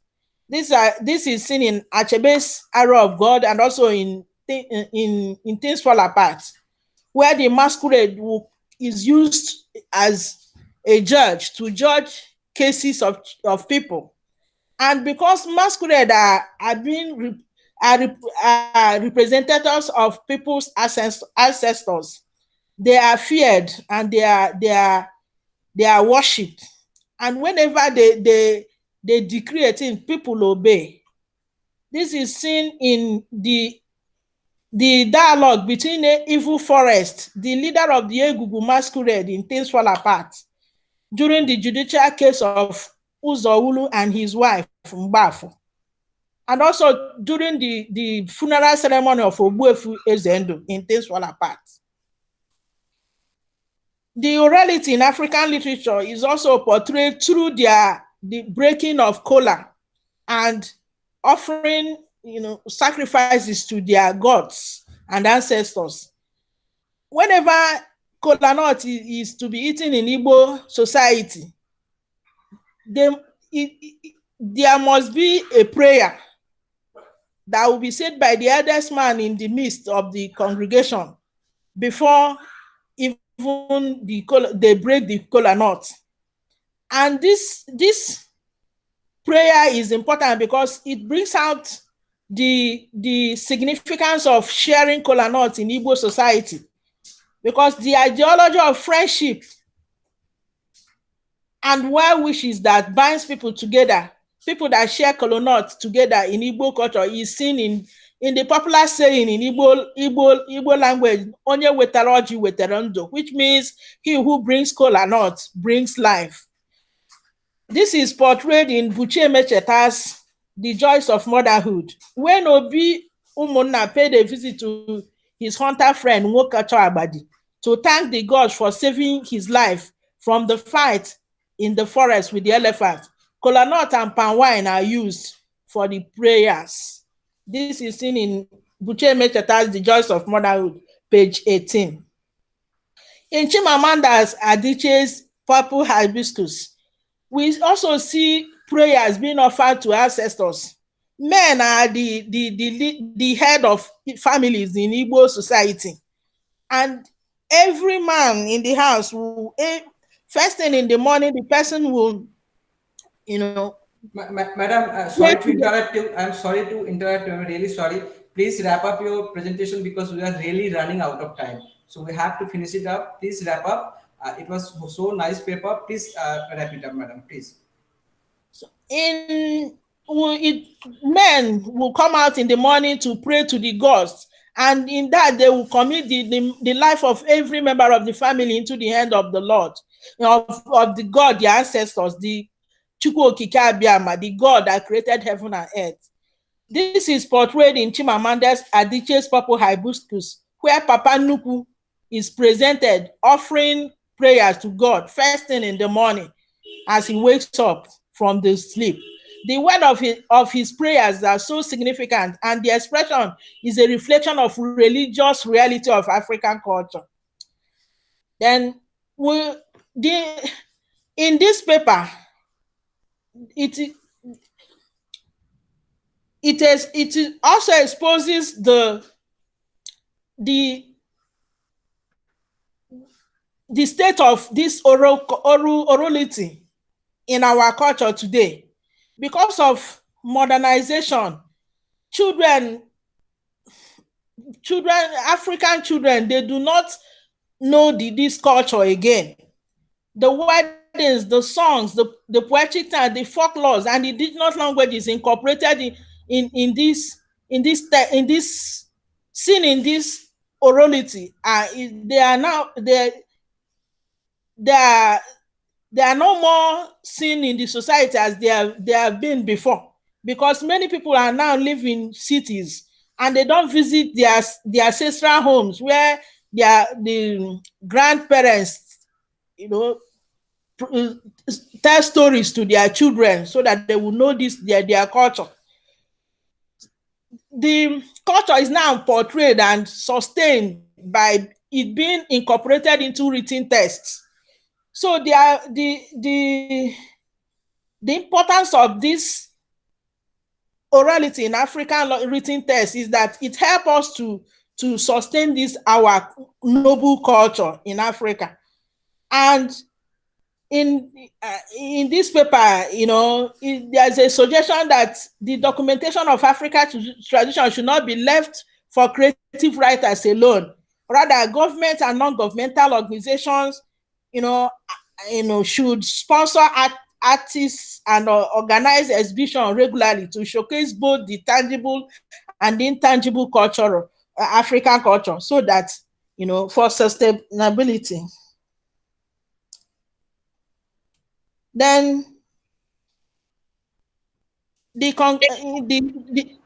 conclusion of the paper is just to highlight that intangible culture of a society is very important, because people see the tangible culture like the one they see, the things they wear, they see it as more important. But this our culture that we that is preserved in our language, in the way we speak, in the way we interact, in the way we sing, and when we dramatize this thing, it will help us even to keep the tangible culture.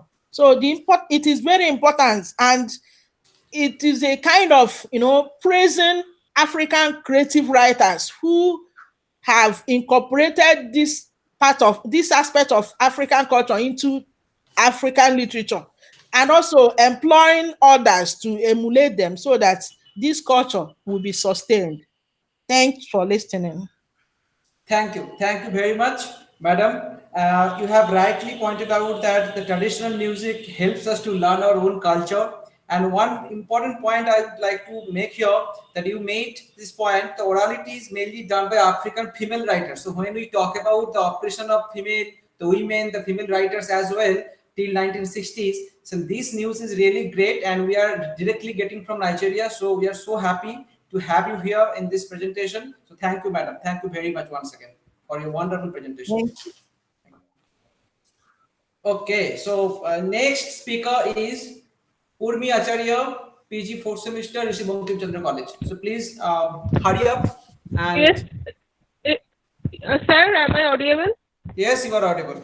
Hello, sir, am I audible? You are audible. Okay. Good evening to the chairpersons and my fellow presenters. I am going to present my paper on depiction of slavery, corruption, and discrimination on 12 years a slave by Salman Northup. Let me present my scheme. Yeah. Urmi, if possible, please, sum up within few minutes, because we are really running out of time. So just give the gist of your presentation if possible. Okay. Right. Okay. Urmi, your PPT is not visible. Urmi, your PPT is not visible. You just connect with your presentation first. Present your device first. It can be a network issue, Debanjan. Yes.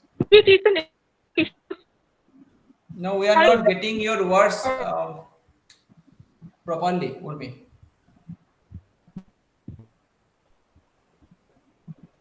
Your PPT is also. Okay, I can give you one suggestion so that we cannot waste time in this way, because what you have to do, you just switch off your device and switch on again. Until then, we would like to go to the next speaker. So are you comfortable with that, Urmi? So please connect to this Google link one, because you are not audible. You are not, your words are not audible here. So you might have a kind of, network connectivity issue. So we would suggest that switch off the device. Yeah. Yes, or you can go to yes. Now it's okay. Now it has come. No problem. Okay, carry on. Okay. I'm trying.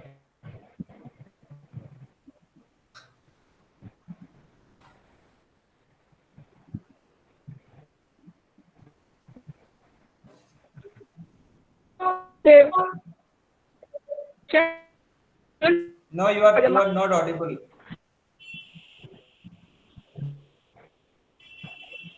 Urmi, you might have a network connectivity issue, so we would suggest you to go to a particular place where your mobile signals are strong. So from there you can Till then we would like to go to next speaker. So if you allow us, then we would like to go to the next speaker till you connect your device again. Yes, So I hope you get my message.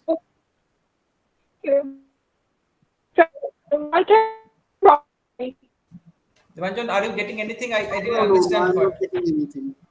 Okay, let's do one thing. We are going to Vinit Ranga, next speaker, MA in English, Regional Institute of English, Chandigarh. So, Vinit Ranga, are you getting my words? So, if I yes, sir. Clear, sir. Okay. Please go ahead with the presentation because till we connect with Urmi, before that we want to complete your paper as well. So, please continue. Oh, okay, sir. Thanks for inviting, sir. Okay. Good evening to all of you and both of you, sir. Good evening. I would like to present my screen.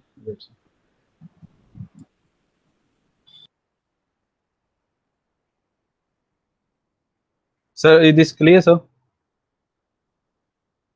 Yes, your voice is coming up correct. Yes. Okay, sir. Your voice is clear. Now it has come. The presentation, the slides are present also on the screen. Okay, sir. So my slide is clear, sir. Yes, your slides are absolutely fine. You just give the presentation. Okay, sir. So the topic of my research is a psychoanalytical study of wrestling with the devil and the Juthan. Okay, so it is just the introduction. Wrestling with the Devil is a work by African writer Nuzi Thiong, which is a memoir. And Juthan is an autobiography by Indian Dalit writer Om Prakash Valmiki. And first of all, the Wrestling with the Devil. The full name is Wrestling with the Devil, a Pigeon Memoir. It was first published in 2018. And this is the story of the same author. He was arrested in the midnight of 30th December 1977, and same like him, many reporters and authors were also arrested. And he was arrested for his work Nagahi Ka Najinda, which was against the struggle of poor people and against the colonialism also. And it is an edited version of Detained, writer's prison diary, which was written by him in 1982. Okay, so Nuzi Thiong was against colonialism. As he said, I never asked them why they speak English, but they regularly forced us to stop speaking regional languages and accept theirs. Introduction to Juthan. Juthan is an autobiography by Om Prakash Valmiki, a Dalit writer, and it is the magnum opus by him. Okay, so like Nuzi Thiong, he did not only describe the theory or story of his own life, but of the whole community which he belongs.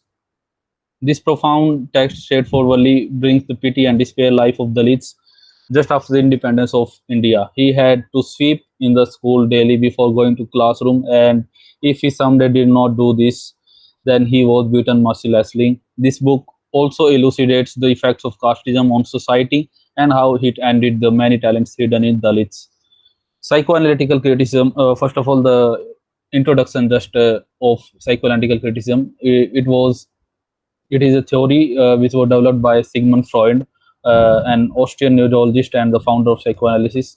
He divided the human mind into three parts: conscious, unconscious, and subconscious, which were controlled by ego and superego. It argued that literary texts like dreams express the secret unconscious desires and anxieties of the author, that a literary work is a manifestation of the author's own neurosis. Psychoanalytical analysis of both of the works, both the authors had suffered the different type of discrimination, racism and casteism, but the pain they had suffered were almost the same, which impacted their psychology. Another thing we have noticed in these texts that these autobiographies did not tell about author's own story, but it tell about whole community. It wanted them to take revenge by killing the senior power, but their superego controlled them and enabled them to think about their society and family. Eventually, their ego made them to decide, and they chose to write. Oppression made them to write openly against the wrong things happening in the society.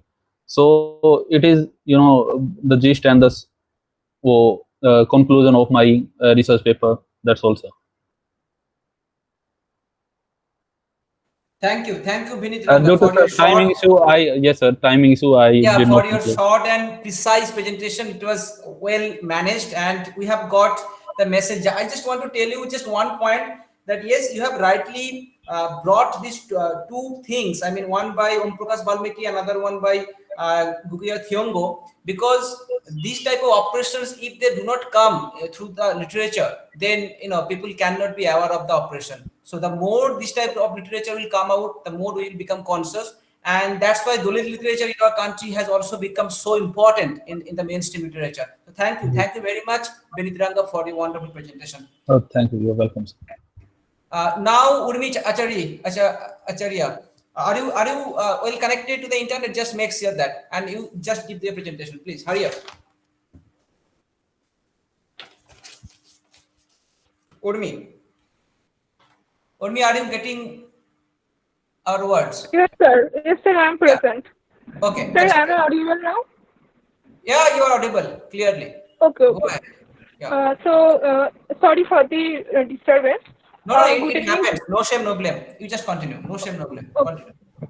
Good evening to the fellow participants and the respected chairpersons. I am going to present my paper. Let me present my scheme first.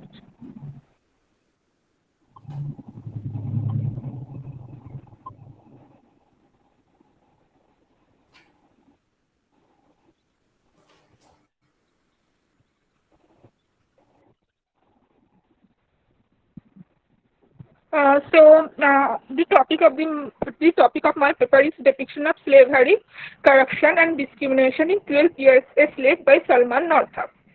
So first, the question comes: what is slavery? Slavery is when a person is held against their will under another person. The latter is called the master, and the other person is his slave. The institution is nothing but to assert the dominance of one person on another. The oppressor, by dominating his slave, gets the satisfaction of self-worth. Slavery in America. Though it is difficult to give correct figures, but many estimate it started about 1619, when the White Lion bought 20 African slaves. Throughout the 17th to 18th century, African people were forcefully taken away from their homes to American colonies of Virginia and New England. They worked primarily in plantations, in fields of cotton and in sugar picking. Until the end of the Civil War, slavery was a normal practice in many American states, and to this day, the history of slavery impacts American history greatly. Salman Northup's early life.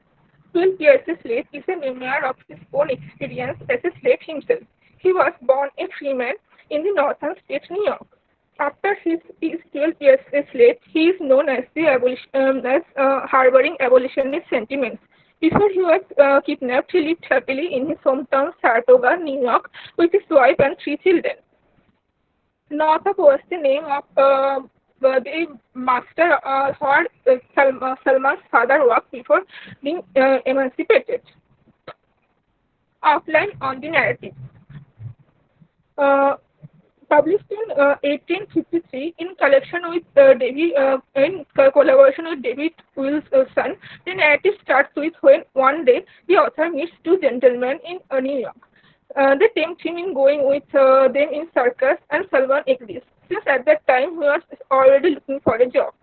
They drug him by offering a drink, and at around midnight, some unknown people come to his room and instruct him to follow them. Salman was trailing after these people in a half-conscious state, but after some time, he becomes unconscious.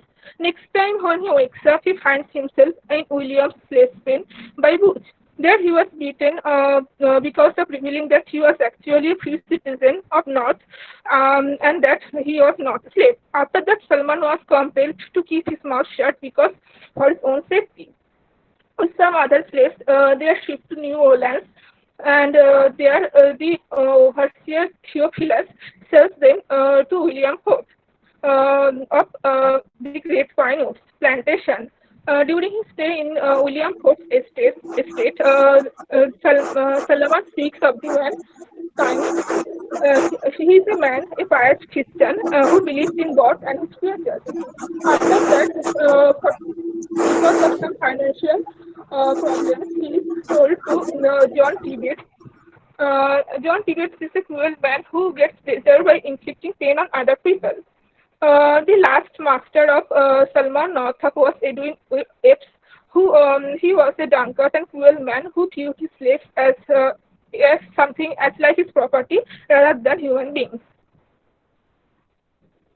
Depiction of slavery is swiftly presented. The slaves toiled day to night for their masters, but they are treated worse than animals. It is mentioned many times by Salman in this narrative that when the masters usually go to these pens to buy slaves, and they ask the slaves particular questions, often asking about their health and their other skills, as in buying a horse or animal. Flogging, whipping, etc. are common occurrences that in these states, and they are bestowed upon the slaves without any such offense for some trivial factors that the slave has no fault. Masters do not hesitate to even kill them as described when Tibet tries to murder Salman, but it is should be noted that both the times Tibet attempts to murder Salman upheld his ground and survived. Salman is given the name Plat. Slaves are discriminated in every part of life, from food rations to lodgings. They are given the worst. The ration they are given for the whole week often runs out before their week is completed, and the bacon is often infested with maggots and unedible. A slave often finishes his or her work at midnight after eating dinner of corn cake and bacon. They try to rest for the following day. Though this rarely happens because they are not able to sleep peacefully.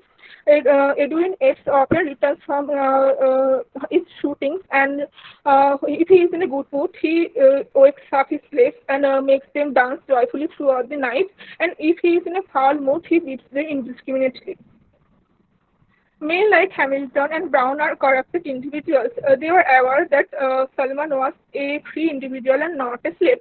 Still, for the material gain, they sold him because they had no regard for honesty and oath.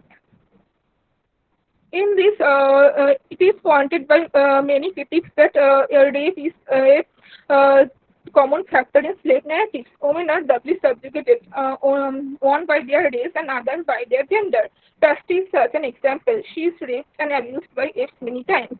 Pasti is often regarded as the queen of the fields in the novel or in the memoir because of her remarkable ability to cotton picking. But this does not mean that she is free from the beatings.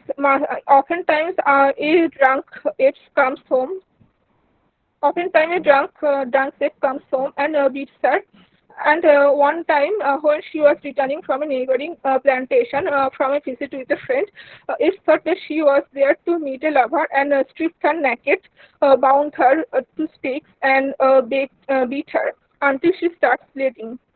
Another example is that despite the obsessive nature of apes, apes is not on the fault here. It's always Pasti who is viewed as a seductress by Mistress Apes. When she walks in the yard, sometimes a bottle or other things are hurled at her because of the jealous mistress. She thinks that Pasti is the reason of her husband's negligence towards her. But not all slave owners are inhuman, as seen in Fort and young Mistress McCoy. They are kind and benevolent and treat their slaves as equals. Bass also helps Solomon greatly. He is a native Canadian who harbors abolitionist sentiments. He is the one who wrote the letters and sent them to his friends. And he also one time argued with apes on the topic of slavery, telling that all the laws and rules are self-imposed and thus they are not true. Henry the Naihati is another white man who comes to the rescue of Solomon.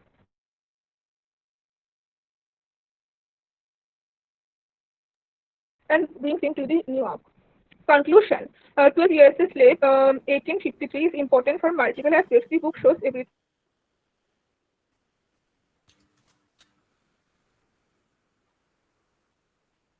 in detail. The narrative has elaborate descriptions of the process of farming, chronicles the lives of slaves living in that time. I think the most remarkable feature of this narrative that it is a true story. We often hear stories that are fiction or that are horrifyingly gruesome, but when we learn that 12 years a slave is in fact a true account of a man's own experiences, we understand that the real incidents are far more horrifying than the fiction. Thank you. Okay, thank you very much, Urmi. It is really true that when someone gives his or her own narrative through the medium of writing, then it becomes more realistic. And you have pointed out that through 12 Years a Slave by Solomon Northup. So thank you very much for your presentation. We got the message which you wanted to convey. So thank you. Debanjan, just confirm whether Shweta Singh is present or not. Shweta Singh. No, she is not present. Okay, she is not present, so she is absent. I am marking as absent. Okay, so that's it. Thank you very much to everyone. So all the speakers from our own state, West Bengal, then Patna, then Bihar, then Nigeria, all the guests from different parts of our country and different parts of our world. So thank you very much once again, because you people have made this session really wonderful. And before we are running short of time, so before we conclude, I would like to request Debanjan to give vote of thanks and also conclude the session. If there is anything you want to focus on here, you can add that. So please, Debanjan. No, just the vote of thanks is just a formality. That the vote of thanks, the major, the part of it's a kind of formal ending of the session. Before commencing the vote of thanks, I would like to say that this had been a very wonderful session. Here we have found the students of undergraduate and postgraduate courses, as well as various research scholars and various other scholars from different parts of the world have joined and have contributed to the stream of knowledge that we talk about. So thank you to all of you. Now I am formally beginning the vote of thanks. On behalf of Rishi Bankim Chandra College, we would like to thank all the participants for presenting their papers. In this time of global pandemic, this kind of technology-based sessions are highly solicited. I would like to thank all the organizers of this international seminar. A special thanks to the Department of English, Rishi Bankim Chandra College. Thanks to the Departments of English of West Bengal State University, University of UO, University of Nigeria, and Dhaka City College. As far as me and Soubhik are concerned, we belong to the first batch of the PG department of English PG department of Rishi Bankim Chandra College. So it's more like a homecoming to all of us. That after so many years, we have postgraduate. We were awarded postgraduate degree in 2011. And again, we are coming back to the institution in 2020. We are working in different institutions, but when we were handed over the responsibility of chairing a session, we were extremely delighted that we are again coming back to our college. We are again coming back to our own known place. So it is basically an enlightening moment for both of us. So we are really honored to be here with all of you. Thank you so much for contributing your knowledge to all of us. And thank you so much for enriching us. It has been a wonderful and outstanding session. So thank you so much. Thank you so much. So hereby I proclaim, hereby I end this particular session with the permission of Soubhik, of course. And Soubhik, Yeah. is there anything to Yeah, add? thank you. Once again. Actually, we cannot stop ourselves from resisting to thank you again and again, because it was so Yes. nice, and we are together, All of and you have been everyone is outstandingly together here. wonderful. All of you have been Yeah, outstandingly and there wonderful. were some technological problems with the note of Badal Sarkar. No shame, no blame. We are ending today's session. So hope you also enjoyed, everyone. And special thanks to again everyone. And without your participation, it was not possible for us to complete Yes, this yes. session. Thank you. Thank you. So on behalf of the organizing committee, thank you so much. Okay. Okay.